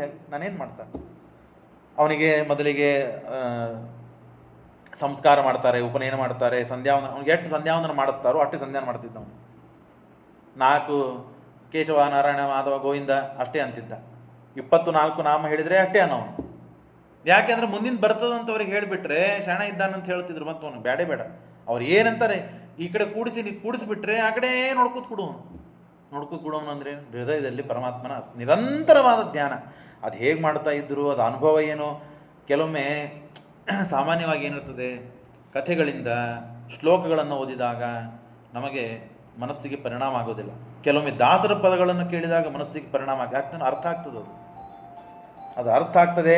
ಕೆಲವೊಮ್ಮೆ ಆ ಕಷ್ಟದಿಂದ ನಾವು ಒದ್ದಾಡಿ ಮೇಲೆ ಬಂದಿರ್ತೇವೆ. ಕೆಲವೊಮ್ಮೆ ಯಾವುದೋ ಕಷ್ಟ, ಆ ಕಷ್ಟದ ಪ್ರಸಂಗವೇ ಇಲ್ಲಿ ಯಾವುದೋ ಸನ್ನಿವೇಶದಲ್ಲಿ ಹಾಡಿನ ರೂಪದಲ್ಲಿಯೋ ಕಥೆ ರೂಪದಲ್ಲಿಯೋ ಕೇಳುತ್ತೇವೆ. ಕೇಳಿದಾಗ ಅದು ವಿಕಾರ ಆಗ್ತದೆ. ಓ, ನನಗೂ ಹೀಗೆ ಮೊನ್ನೆ ಆಗಿತ್ತು. ಆಗದೇ ಇದ್ದವರಿಗೆ ಕೇಳ್ತಾರೆ ಅಷ್ಟೇ, ಅವ್ರಿಗೇನು ವಿಕಾರ ಆಗೋದಿಲ್ಲ. ಆಯಾ ಸಮಯ ಸಂದರ್ಭಗಳು ಹಿಂದೆ ಅದು ಆಗಿ ಹೋಗಿತ್ತು ಅಂತಾದರೆ ಆ ಪ್ರಸಂಗ ನಮಗೆ ಏನೋ ಒಂದು ಪ್ರಭಾವ ಉಂಟು ಮಾಡುತ್ತದೆ. ಹಾಗಾಗಿ ಹಿಂದಿನ ಜನ್ಮ, ಆದರೆ ಹಿಂದಿನ ಜನ್ಮ ಇಷ್ಟೆಲ್ಲ ಒದ್ದಾಡಿ ಅನಂತ ಜನ್ಮಗಳು, ನಮಗೆ 2 ಜನ್ಮದ ಕಥೆಯನ್ನೆಲ್ಲ ಭಾಗವತದಲ್ಲಿ ತಿಳಿಸಿದ್ದಾರೆ. ಅಷ್ಟೆಲ್ಲ ಒದ್ದಾಡಿದ್ದನ್ನು ನೋಡಿ ತಾನು ಅನುಭವಿಸಿ ಈ ಜನ್ಮ ಒಟ್ಟಾರೆ ನಾನು ದೇವರ ಧ್ಯಾನವನ್ನು ಬಿಟ್ಟು ಸರಿಯುವುದಿಲ್ಲ ಅಂತ ಹೇಳಿ ಭಗವದ್ ಅನುಗ್ರಹೇಣ ಅನುಸ್ಮೃತ ಪೂರ್ವ ಜನ್ಮ ಕರ್ಮ, ಪೂರ್ವ ಜನ್ಮ ಏನು, ನಾನು ಮಾಡಬೇಕಾದದ್ದೇನು, ನಾನು ಮುಂದಿನ ಜನ್ಮ ಇಲ್ಲ, ಇದೇ ಅವನು ಚರ್ಮದೇಹ, ಭರತ ಚಕ್ರವರ್ತಿಯ ಚರ್ಮ. ಅದಕ್ಕೆ ಅವನಿಗೆ ಜಡಭರತ ಅಂತ ಹೆಸರು ಬಂತಿಲ್ಲಿ. ಜಡ ಅಂದ್ರೇನು? ಕಲ್ಲು. ಇದೆಲ್ಲ ಜಡವಾದ ಪದಾರ್ಥಗಳು ನಿಂತಲ್ಲೇ ನಿಂತಿರ್ತವೆ, ಎತ್ತಿಟ್ರೆ ಇಡ್ತದೆ. ಹಾಗೆ ಆಗ್ಬೇಕು ನಾನು ಜೀವನದಲ್ಲಿ ಅಂತ ಹೇಳಿ ತಾನು ಜಡಾಂಧ ಬಧಿರ ಸ್ವರೇಣ ದರ್ಶಯಾಮಾಸಾಯಿ ಲೋಕಸ್ಯ, ಹುಚ್ಚರಂತೆ ನಾನು ಇದ್ದೇನೆ ಅಂತ ಜಗತ್ತಿಗೆ ತೋರಿಸ್ತಾ ಇದ್ದಾನಂತೆ. ಆದರೆ ಒಳಗೆ ಮಾತ್ರ ದೇವರ ನಿರಂತರವಾದ ಸೇವೆ. ಒಂದು ದಿವಸ ಆನೆಗಳು ಕಬ್ಬು ತಿನ್ಲಿಕ್ಕೆ ಬರ್ತಾ ಇದೆ, ಅಲ್ಲಿ ಹೊಲಕ್ಕೆ ಹೋಗು, ಅಲ್ಲಿ ನಿಂತು ನೋಡು ಅಂತ ಆಯಿತು. ಕರ್ಕೊಂಡು ಹೋಗೋದು, ಕೂಡಿಸಿದ್ರು. ಯಾವ ದಿಕ್ಕಿಗೆ ಕೂಡಿಸಿದ್ರು ಆ ದಿಕ್ಕನ್ನು ನೋಡ್ತಾ ಕೂತ. ಈ ಕಡೆ ಆನೆಗಳು ಬಂತು, ಹಂದಿಗಳು ಬಂದು ಕಬ್ಬು ತಿನ್ಬೇಕು ಏನಂತ ತಿಂದು ಹೋದ್ವು. ಬಂದರು, ಬೈದರು, ಹೊಡೆದ್ರು, ಬೈದರು. ಒಂದು ದಿವಸ ಅವನಿಗೆ ತಂಗಳದ ಅನ್ನ ಕೊಡ್ತಿದ್ರು, ಚಲೋ ಅನ್ನ ಕೊಡ್ತಿದ್ರು. ಚಲೋ ಅನ್ನ ಕೊಟ್ಟಿದ್ದನ್ನು ಚಲೋ ಅಂತಿದ್ದಿಲ್ಲ, ತಂಗಳದ ಅನ್ನ ಕೊಟ್ಟರೆ ಇಂಥದ್ಯಾಕೆ ಕೊಟ್ಟಿದ್ದು ಅಂತಿದ್ದಿಲ್ಲ. ಏನು ಮಾಡ್ತಿದ್ರು ಎಲ್ಲನೂ ಕೂಂತಿದ್ದ, ತಿಂತಿದ್ದ, ಹಾಗೆ ಇರ್ತಿದ್ದ. ಹಳಸಿದ್ದನ್ನ ಕೊಡ್ತಿದ್ರು, ಹಾಗೆ ತಿಂತಿದ್ದ. ಕೆಲವು ಊಟನೇ ಕೊಡ್ತಿದ್ದಿಲ್ಲ, ಕೂಡಿಸ್ಬಿಡ್ತಿದ್ರು. ಅವ್ನು ಹುಡುಕ್ತಾ ಇದ್ರು ಎಲ್ಲಿ ಹೋದೋ ಅಂತ. ಅಲ್ಲೇ ಬಿಟ್ಟಿದ್ದು ನೋಡ್ರಿ, ಅಲ್ಲಿದ್ದಾನೇನು. ಇಷ್ಟು ಅವಸ್ಥೆ, ಇಷ್ಟು ವಿರಕ್ತಿ, ಭಾರಿ ಅದ್ಭುತ. ಅದನ್ನೆಲ್ಲ ಮಾಡಿಕೊಂಡಿದ್ದಾನೆ. ಕೊನೆಗೆ ಒಂದು ದಿನ ಇವನನ್ನು ಒಬ್ಬ ರಾಜ, ಅವನಿಗೆ ಶೂದ್ರ ರಾಜ ಅವನಿಗೆ ಹೇಳಿದ್ದಾರೆ, ನಿನಗೆ ಸಂತಾನ ಇಲ್ಲಲ್ಲ, ಕಾಳಿಕಾದೇವಿಗೆ ಒಂದು ನರಬಲಿ ಕೊಡಬೇಕಪ್ಪ, ನೀನು ಕೊಟ್ಟರೆ ನಿನಗೆ ಸಂತಾನ ಆಗ್ತದೆ ಅಂತ ಯಾರೋ ಹುಚ್ಚರು ಹೇಳಿದ್ರು. ಅದನ್ನು ಕೇಳಿ ಹುಚ್ಚ ಆಯಿತು ಅಂತ ಹೊಂಟಾಗ ಅವನು ಬಲಿ ಕೊಡ್ಲಿಕ್ಕಂತ ಒಬ್ಬವನನ್ನು ಎತ್ಕೊಂಡು ಬಂದಿದ್ದ. ಅವ ರಾತ್ರಿ ಪಲಾಯನ ಆಗ್ಬಿಟ್ಟು, ಸಾಯ್ಲಿಕ್ಕೆ ಯಾರು ತಯಾರಾಗ್ತಾರ್ರಿ, ಪಲಾಯನ ಆಗ್ಬಿಟ್ಟವ. ಆಗ ಯಾರನ್ನಾದರೂ ಹುಡುಕ್ಬೇಕು, ನಾಳೆ ಮುಹೂರ್ತ, ಕೊಡ್ಲಿಲ್ಲ ಅಂತಂದ್ರೆ ಸಂತಾನ ಇಲ್ಲ, ಆ ಗುರುಗಳು ಹೇಳಿದ್ದಾರೆ ಹಾಗೆ ಈಗ ಅಂತ ಹೇಳಿ ಹುಡುಕಿದ. ಈ ಕೂತಿದ್ದ ಒಂದು ಕಡೆಗೆ, ದಷ್ಟಪುಟ್ಟಿದ್ದ, ಭಾರಿ ಗಟ್ಟಿದ್ದ ವ್ಯಕ್ತಿ, ತೇಜಸ್ಸು ಇತ್ತು. ಅವರಿಗೇನು ಸಂಬಂಧ ಇಲ್ಲ. ಒಬ್ಬ ಸಿಕ್ಕ ನರಬಲಿ, ಅವನು ಸ್ವಲ್ಪ ಸೊಳಕಿದ್ದ, ಇವನು ಚಲೋ ಗಟ್ಟಿದ್ದಾನಂತ ಹೇಳಿ ಇವನನ್ನು ಕರ್ಕೊಂಡು ಹೋದರು. ಕರ್ಕೊಂಡು ಹೋದಾಗ ಅವನಿಗೆ ಚೆಂದಾಗಿ ಸ್ನಾನಕ್ಕೆ ಹಾಕಿದ್ದಾರೆ. ಎಷ್ಟೋ ದಿನ ಆಗಿತ್ತು ಅವನು ಜನಿವಾರ ತಿಕ್ಕೊಳ್ಳೋದು. ಅಥ ಪಣಯಸ್ತಂ ಅಧಿಶ್ಚ ಹಸ್ತೇನ ವಾಸಸ ಆಚ್ಛಾದ್ಯ, ಒಳ್ಳೆಯ ವಸ್ತ್ರವನ್ನು ಉಡಿಸಿದ್ದಾರೆ. ಎದಕ್ಕೆ? ಬಲಿಗಾಗಿ. ಲೇಪನವನ್ನು ಮಾಡಿದ್ದಾರೆ, ಗಂಧವನ್ನು ಹಚ್ಚಿದ್ದಾರೆ, ಧೂಪ ದೀಪ ನೈವೇದ್ಯಗಳನ್ನು ಕೊಟ್ಟು ಚೆಂದಾಗಿ ಊಟಕ್ಕೆ ಹಾಕಿದ್ದಾರೆ. ಊಟ ಮಾಡಿದ್ದಾನೆ. ಊಟ ಮಾಡಿ ಕರೆದುಕೊಂಡು ಬಂದರು. ಕಾಳಿಕಾದೇವಿ ದೊಡ್ಡದಾದ ವಿಗ್ರಹ, ಆ ವಿಗ್ರಹದ ಮುಂದೆ ಬಲಿ ಕೊಡ್ಲಿಕ್ಕೆ ಅದೇನು ಅವಕಾಶ ಇರ್ತದಲ್ಲ, ಅಲ್ಲಿ ನಿಂದಿರಿಸಿದ್ರು. ನಿಂತ ಬಗ್ಗಿದ. ಇನ್ನೇನು ಎತ್ತಿ ಅವನ ಕತ್ತಿಗಿಂದ ಖಡ್ಗದಿಂದ ಅವನ ರುಂಡವನ್ನು ಕಡ್ದು ಹಾಕಬೇಕು. ಅಷ್ಟರೊಳಗೆ ಧ್ವನಿಯನ್ನ ಮಾಡ್ತಾ ಬ್ರಾಹ್ಮಣನನ್ನು ಮೊದಲು ಮಾಡಿಕೊಂಡು ರಾಜನನ್ನು ಹಿಡಿದು ಎಲ್ಲರನ್ನೂ ರುಂಡವನ್ನು ಕಡ್ದು ಹಾಕಿದ್ದಾಳೆ ದುರ್ಗಾದೇವಿ. ಯಾಕೆ? ತನ್ನ ಭಕ್ತನನ್ನು ಆಪತ್ತಿನಿಂದ ರಕ್ಷಣೆ ಮಾಡುವುದೇ ದೇವಿಯ ಕರ್ತವ್ಯ, ದೇವಿಯ ಸ್ವಭಾವ. ಅದನ್ನು ಬಿಟ್ಟು ದೇವಿ ಯಾಕೆ ಬಿಡುತ್ತಾಳೆ? ಈ ದುಷ್ಟರನ್ನೆಲ್ಲರನ್ನು ಸಂಹಾರ ಮಾಡಿದ್ದಾಳೆ. ಇದು ಪಶುಬಲಿ, ಇದು ನರಬಲಿ ಅತ್ಯಂತ ನಿಷಿದ್ಧವಾದ ಕೆಲಸ. ಅದನ್ನು ಮಾಡ್ತಾ ಇದ್ದೀರಿ, ಅದು ನನ್ನ ಭಕ್ತರಿಗೆ ಮಾಡ್ತಾ ಇದ್ದೀರಿ ಅಂತ ಹೇಳಿ ಮಹಾಟ್ಟಹಾಸೇನ ಸಂಭ್ರಮೇಣ ವಿಂಜಂತಿ ಉತ್ಪಪಾದ ಪಾಪೀಯಸಾಂ ದುಷ್ಟಾನಾಂ ತೇನ ಅಸಿನಾಯೇವ ವೃಣಕ್ಯ ಶ್ರೇಷ್ಠಂ ಗಲಾತ್ ಸ್ರವಂತಂ. ಆ ರುಂಡಗಳನ್ನೆಲ್ಲ ಹಿಡಿದುಕೊಂಡು ಚಂಡಾಡಿದ್ದಾಳಂತೆ, ಕುಣಿದಿದ್ದಾಳಂತೆ ಹಿಡಿದು. ಇಷ್ಟು ವಿಕಾರ ಅದ್ಭುತವಾದ ಮಹಾಘೋರವಾದ ರೂಪವನ್ನು ತೋರಿಸಿ ನನರ್ಥ ಸ ಜಹೋ ವಿಹಾರ. ಇಷ್ಟೆಲ್ಲ ಮಾಡಿದರೆ ಅವನ ಪಾಪ ಎಷ್ಟೋತನ ಬಗ್ಗೆ ಇದ್ದ ಗೋಣ್ಣವಾಯಿತು ಅಂತ ನೋಡಿದ. ಎದ್ದು ಇಲ್ಲೆಲ್ಲ ರಕ್ತ ಈಕ್ತ ರುಂಡ ಗಿಂಡ ಎಲ್ಲ ಬಿದ್ದಿದ್ದು. ಕಾಳಿಕೆ ದೇವಿ ಕುಡಿತಾ ಇದ್ದಾಳೆ, ನೀ ಕುಣಿ ಅಂತ ಹೇಳಿದ್ರೆ ತನ್ನಷ್ಟ ಹೊಂಟು ಬಿಟ್ಟ. ನಾನು ರಕ್ಷಣೆ ಮಾಡಿದ್ವಿ, ಥ್ಯಾಂಕ್ಸ್ ಹೇಳಬೇಕು, ನಮಸ್ಕಾರ ಮಾಡಬೇಕು, ಸ್ತೋತ್ರ ಮಾಡಬೇಕು, ಏನೂ ಇಲ್ಲ ವಿಕಾರ ಅವನಿಗೆ. ಅವನಂದ, ನಾನು ಸತ್ತು ಹೋಗ್ತಿದ್ದೆ, ನನ್ನ ಜನ್ಮ ಮುಗಿತಿತ್ತು, ಇನ್ನ ಪ್ರಾರಬ್ಧ ಆದಾನ, ಹಾಗಾಗಿ ನನ್ನ ಪ್ರಾರಬ್ಧ ಸಲುವಾಗಿ ನನ್ನನ್ನು ಬದುಕಿಸಿದ ನೀನು ಅಂತ ಹೇಳಿ ಒಳಗೆ ಮನಸ್ಸಿನಿಂದ ಮಾಡ್ತಾನೇ ಇದ್ದಾನೆ ಹುಟ್ಟಿದ ಆರಭ್ಯ. ಹಾಗಾಗಿ ವ್ಯವಹಾರಕ್ಕೆ ಏನು ತಾನು ಮಾಡಬೇಕು, ಇಷ್ಟು ಜನ್ಮ ನಾನು ಮಾಡಿದ್ದೇನೆ, ಅದನ್ನು ಮಾಡುವುದಿಲ್ಲ ಅಂತ ಹೇಳಿ ಹಾಗೆ ಮುಂದೆ ಹೋಗಿದ್ದಾನೆ. ಎಷ್ಟು ಭಕ್ತಿ ಇರಬೇಕು, ಎಷ್ಟು ಅವನಿಗೆ ಮನಸ್ಸು ನೋವಾಗಿರಬೇಕು ಹಿಂದಿನ ಜನ್ಮಗಳನ್ನು ನೆನೆಸಿಕೊಂಡು. ಆಗ ಸ್ವಶಿರಚ್ಛೇದೇನ ಆಪತಿತಃ, ನಾನು ಸಾಯ್ತೇನೆ, ನನ್ನ ಜನ್ಮ ಮುಗಿತದೆ ಅಂತ ಅಂದ್ಕೊಂಡಿದ್ದೆ, ಹಾಗಾಗಿ ಆಗಲಿಲ್ಲ. ಇಷ್ಟು ಮುಂದೆ ಹೋದರೆ ಮತ್ತೊಬ್ಬನು ಸಿಕ್ಕ, ಸಿಂಧು ಸವೀರ ರಾಜ, ರಘುಗಣ ಅಂತ ಅವನ ಹೆಸರು. ಅವನು ಪಾಪ ಕಪಿಲನ ಹತ್ರ ಉಪದೇಶವನ್ನು ಪಡಿಬೇಕು ಅಂತ ಹೊರಟಿದ್ದಾನೆ. ಅವನಿಗೆ ಮೇಣಿ ಪಲ್ಲಕ್ಕಿಯಲ್ಲಿ ಕರೆದುಕೊಂಡು ಹೋಗ್ತಾ ಇದ್ದಾನೆ. ಒಬ್ಬನು ಸಾಕಾಯಿತು, ಅವನಿಗೆ ಬಹಳ ದೂರದಿಂದ ನಡೆಸ್ಕೊಂಡು ಬರ್ತಾ ಇದ್ದಾನೆ, ಸಾಕಾಯಿತು, ಸುಸ್ತಾಗಿ ಬಿದ್ದ. ನೋಡಪ್ಪ, ಯಾರೋ ರೊಕ್ಕ ಕೊಡ್ತೇನೆ, ರೊಕ್ಕ ಕೊಟ್ಟು ಕರ್ಕೊಂಡು ಬಾ. ಸಿಕ್ಕ ಇವನು. ಸಿಕ್ಕರೆ ಬಾರ, ರಾಜ ಕರಿತಾ ಇದ್ದಾನೆ. ಬಂದ, ಪಲ್ಲಕ್ಕಿ ಎತ್ತಿದ. ಅವ್ರು ಯಾರೂ ಎತ್ತಿದ್ದೇ ಇಲ್ಲ, ಇನ್ನ 4 ಕಡೆಯಿಂದ ಎತ್ತಬೇಕಲ್ಲ, ಆ ಕಡೆಯಿಂದ ಯಾರೂ ಎತ್ತೇ ಇಲ್ಲ, ಗಸಕನೆ ಎತ್ತಿಬಿಟ್ಟ. ಒಳಗೆ ರಾಜ ಕೂತ, ಉಳ್ಳಿ ಬಿದ್ದ, ಬಡಿತು, ಏನೇನೋ ಆಯಿತು. ಏನೋ ಎತ್ತಂದ್ರೆ ಎತ್ತಿದ್ದ, ನಡಿ ಅಂದ್ರೆ ನಡೀತಿದ್ದ, ಕೂಡು ಅಂದರೆ ಕೂಡ್ತಿದ್ದ, ಏಳಂದ್ರೆ ಹೇಳ್ತಿದ್ದ. ಅವನಿಗೆ ಎತ್ತು ಅಂತಂದರೆ 4 ಜನ ಇದ್ದಾಗ ನಾನು ಎತ್ತಬೇಕು, ಈ ತಿಳುವಳಿಕೆ ತೋರಿಸಿದರೆ ನನ್ನನ್ನು ಬುದ್ಧಿವಂತ ಅಂತ ತಿಳ್ಕೊಳ್ತಾರೆ. ಅದಿಲ್ಲೇ ಇಲ್ಲ. ಪೀಡೆ ಕೊಡಬೇಕು ಅಂತ ಇಲ್ಲ ಅವನಿಗೆ ಉದ್ದೇಶ, ನಾನು ದಡ್ಡ ಇದ್ದೇನೆ ಅಂತ ತೋರಿಸ್ಬೇಕು. ದೇವರನ್ನು ಉಪಾಸನೆ ಮಾಡುವ ಕ್ರಿಯೆ ಮಾತ್ರ ಬಿಡತಕ್ಕದ್ದಲ್ಲ, ಮಾಡಬೇಕು ಮುಂದೆ. ಹೀಗೆ ಕರ್ಕೊಂಡು ಹೋಗಿದ್ದಾನೆ. ಕೊನೆಗೆ ಅವನಿಗೆಲ್ಲ ಬೈದಿದ್ದಾನೆ. ಯಾರನ್ನು ಕರ್ಕೊಂಡ್ಬಂದಿದ್ಯೋ, ಯಾರಿವನು, ಭಾಳ ತೆಳ್ಳಗಿದ್ದಾನೆ, ಊಟ ನೀರಡಿಕೆಗಳಿಲ್ಲ ಅವನಿಗೆ, ವಿಪರೀತವಾಗಿ ಕೊಂಕವಾಗಿ ಬೈಯೋದು. ದಷ್ಟಪಟ್ಟಿದ್ದ, ಚಂದಾಗಿದ್ದ. ಆವಾಗ ಅವನ ಎಲ್ಲ ಪಕ್ಕದವರು ಇದ್ದವರೆಲ್ಲ ಹೇಳಿದರು, ರಾಜ ಮತ್ತು ಶಿಕ್ಷೆ ಕೊಡ್ತಾನೆ ನಮಗೂ ಅವನ ಜೊತೆಗೆ ಅಂತ ಹೇಳಿ ಸಾಂಸರ್ಗಿಣಂ ಭವಿತುಂ ದೋಷ ಅರ್ಹತಿ. ಸಂಸರ್ಗ ದೋಷದಿಂದ ಆಗ್ತಾ ಇದೆ ಸ್ವಾಮಿ ಇದೆಲ್ಲ. ಈ ವ್ಯಕ್ತಿ ಬಂದಿದ್ದಾನಲ್ಲ, ಈ ವ್ಯಕ್ತಿ ಬಂದಿದ್ದಕ್ಕೆಲ್ಲ ಸಮಸ್ಯೆ ನಡೀತಾ ಇದೆ. ನಾವು ಮೊದಲಿಂದ ನಿನ್ನನ್ನು ಚಲೋ ಕರ್ಕೊಂಬಂದೀವ, ನಮಗೆಲ್ಲ ಬೈಬೇಡ ನೀನು ಅಂದಾಗ ಕೊನೆಗೆ ಯಾರೋ ಮುಟ್ಟಾಳ ನೀನು, ಸರಿಯಾಗಿ ಕರ್ಕೊಂಡು ಹೋಗು, ಇಲ್ಲಾಂದ್ರೆ ನೀನು ಶಾಸನ ಮಾಡ್ತೇನೆ. ಅನೇಕ ಮಾತುಗಳಿವೆ, ಮುಂದೆ ಹೋಗಬೇಕು. ಶಾಸನ ಮಾಡ್ತೇನೆ ನಾನು, ಯಾರಂತ ತಿಳ್ಕೊಂಡು ನೀನು, ನಾನು ರಾಜ ಅಂದಾಗ ಇಷ್ಟು ಹುಟ್ಟಿದಾರಭ್ಯ ಎಂದೂ ಮಾತನಾಡದಿದ್ದ ವ್ಯಕ್ತಿ ಮಾತನಾಡ್ತಾನೆ. ಅದ್ಭುತ ಉಪದೇಶಗಳು ಇವೆಲ್ಲ. ಈ ಉಪದೇಶ ಕೇಳಲಿಕ್ಕೆ ಒಂದು ವಾರ ಬೇಕು ಭಾಗವತದಲ್ಲಿ, ಅಷ್ಟು ಅದ್ಭುತ. ಅದಕ್ಕಾಗಿ ವರ್ಷದ ಪೂರ್ತಿ ಭಾಗವತ ಕೇಳಬೇಕು ಅಂತ ಹೇಳಿದ್ದಾರೆ. ಅವೆಲ್ಲ ಇಲ್ಲ, ನಮ್ಮ ಯೋಗ್ಯತಾನುಸಾರವಾಗಿ ಎಷ್ಟು ಕೇಳಬೇಕಂತಿದೆಯೋ ಅಷ್ಟನ್ನು ಕೇಳೋಣ. ತ್ವಯೋದಿತಂ ವ್ಯಕ್ತಂ ಅಲಪ್ರಬುದ್ಧಂ ಭರ್ತುಸ್ಸಮೇಯ ಸ್ಯಾತ್ ವೀರವಾರ. ಆಗ ಅವನಂತಾನೆ, ನೀನು ಎಲ್ಲಿ ರಾಜನೋ, ನೀನು ರಾಜ ಅಂತ ಹೇಳ್ಕೊತೀಯ ನಿನ್ನನ್ನು? ಯಾವ ರಾಜ ನೀನು? ಯಾವ ರಾಜ ನೀನು? ರಾಜ ಅಂದರೆ ಸ್ವಾಮಿ, ನನ್ನ ಹೃದಯದಲ್ಲಿ ಇದ್ದಾನಲ್ಲ, ಚರಾಚರ ಸಮಸ್ತ ಪ್ರಪಂಚಕ್ಕೆ ರಾಜ ಅವನು. ಮುಕ್ತಾಮುಕ್ತ ನಿಯಾಮಕ, ಅನಂತ ಗುಣಪೂರ್ಣ, ದೋಷದೂರ, ಅಂಥ ಸ್ವಾಮಿ ರಾಜ. ಯಾವುದೋ ಒಂದು ಊರಿಗೆ, ಯಾವುದೋ ಒಂದು ನಗರಿಗೆ, ಯಾವುದೋ ಒಂದು ಓಣಿಗೆ, ಯಾವುದೋ ಒಂದು ಕ್ರಾಸಿಗೆ, ಯಾವುದೋ ಒಂದಿಷ್ಟು ಮನಿ ಮಾಡ್ಕೊಂಡು ಕೊತ್ತೀನಿ ರಾಜ ಅಂತ ಹೇಳ್ತೀಯ? ತಲೆಯದೇ ನಿನಗೆ ಅಂತ ಬೈದ. ನೀನೇನು ನನ್ನನ್ನು ಎತ್ತಂತ ಹೇಳ್ತಾ ಇದ್ದಿ? ನಾನೇನು ಎತ್ತಿಲ್ಲ, ನನ್ನನ್ನು ನೀ ಬೈತೀಯ? ಲಟ್ಟಿದ್ದಿ, ಉದ್ದಿದ್ದಿ, ಗೆಡ್ಡಿದ್ದಿ, ನನಗೆ ನೀನು ಬೈತಿ. ಭರ್ತಾಸನ್ ಭ್ರಿಯಮಾಣೋ ವಿವರ್ತಿ ಏಕೋ ದೇವೋ ಭುವನೇಶು ವಿಷ್ಟ. ನನ್ನನ್ನು ಎತ್ತಿದವನು ಯಾರು ಗೊತ್ತಾ? ದೇವರು. ಯಾಕೆ? ಪಲ್ಲಕ್ಕಿ ಎತ್ತಿದ್ದು ಹೆಗಲನ್ನು ಎತ್ತಿದ್ದು ಮಧ್ಯಭಾಗವನ್ನು ಹಿಡಿದಿದ್ದು ತೊಡೆಯನ್ನು ಹಿಡಿದಿದ್ದು ಪಾದವನ್ನು ಹಿಡಿದಿದ್ದು ಭೂಮಿಯನ್ನು ಎತ್ತಿದವನು ಭೂದೇವಿ ಅಂತರ್ಯಾಮಿಯಾಗಿ, ಅಲ್ಲಿ ಹಿಡಿದವನು ಪರಮಾತ್ಮ. ಹಾಗಾಗಿ ಎಲ್ಲರನ್ನೂ ಎತ್ತಿದವನು ಪರಮಾತ್ಮನೇ. ಈ ವಿಷಯ ಗೊತ್ತಿಲ್ವಾ ನಿನಗೆ? ನಿನ್ನನ್ನು ರಾಜ ಅಂತೀಯ? ತತ್ವಜ್ಞಾನ ಉಪದೇಶ ಮಾಡಲಿಕ್ಕೆ ಪ್ರಾರಂಭ ಮಾಡಿದ. ಗಾಬರಿ ಆದವನು. ಅನೇಕ ತತ್ವಜ್ಞಾನಗಳಿವೆ. ಈಶ್ವರಸ್ತತ್ರ ಕಿಮಿತಿ ಈಶಿತವ್ಯಂ ತಥಾಪಿ ರಾಜನ್ ಕರವಾಮಿ ಕಿಂತೆ. ನೀನು ಈಶ್ವರ ಅಂತಂತಿ, ನಾಳೆ ಏನಾಗ್ತದೆ ಗೊತ್ತದ ನಿನಗೆ? ಒಂದು ಕ್ಷಣ ಏನಾಗ್ತದೆ ಗೊತ್ತದ? ಈಗ ನೀನನ್ನೇನು ರಾಜ ಅಂತ ನೀನು ತಿಳ್ಕೊಳ್ತೀನಿ. ಸ್ವಾಮಿ ಸ್ವಾತಂತ್ರ್ಯ ಭ್ರಮ ಇದೆ ನಿನಗೆ, ಸ್ವಾಮಿತ್ವ ಭ್ರಮ ಇದೆ. ಅದಕ್ಕಾಗಿ ಸಂಸಾರದಲ್ಲಿ ಬಿದ್ದಿ. ತಂಡ ಹೊಡೆದವನು ನಡಗಿಬಿಟ್ಟ, ಪಲ್ಲಕ್ಕಿಂದ ಜಿಗದ ತೊಳಗೆ ಕೂತ ರಾಜ. ಯಾರು ಸ್ವಾಮಿ ನೀವು? ಕಪಿಲರ? ನಾನು ಕಪಿಲರ ಹತ್ರ ಹೋಗಿ ಉಪದೇಶ ಪಡಿಬೇಕಂತ ಇದ್ದೆ, ಏನೋ ತತ್ವಜ್ಞಾನಗಳನ್ನು ಮಾತಾಡ್ತೀರಿ, ತಲೆಗೆ ತೋರಿಸ್ತಾ ಇಲ್ಲ ನನಗೆ. ಯಾರು ಸ್ವಾಮಿ ನೀವು ಅಂದಾಗ ಅವನು ತನ್ನದೆಲ್ಲ ಹೇಳ್ಕೊತಾನೆ. ನಾನು ಹಿಂದಿನ ಜನ್ಮದಲ್ಲಿ ಹಿಂಗೆ ಆಗಿದ್ದೆಪ್ಪ, ನಾನು ಋಷಭನಾಮಕನಾದ ಪರಮಾತ್ಮನ ಮಗ.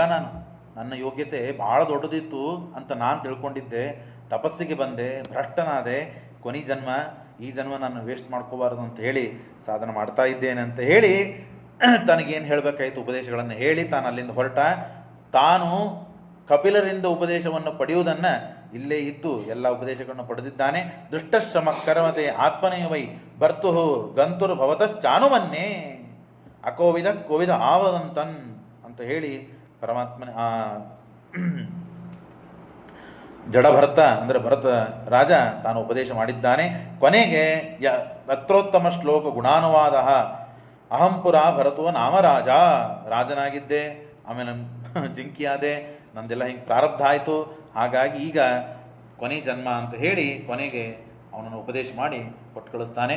ಭರತ ಚಕ್ರವರ್ತಿ ತನ್ನ ಲೋಕವನ್ನು ತಾನು ಪಡಿತಾನೆ. ಶ್ರೀಕೃಷ್ಣ ಅರ್ಪಣಮಸ್ತು.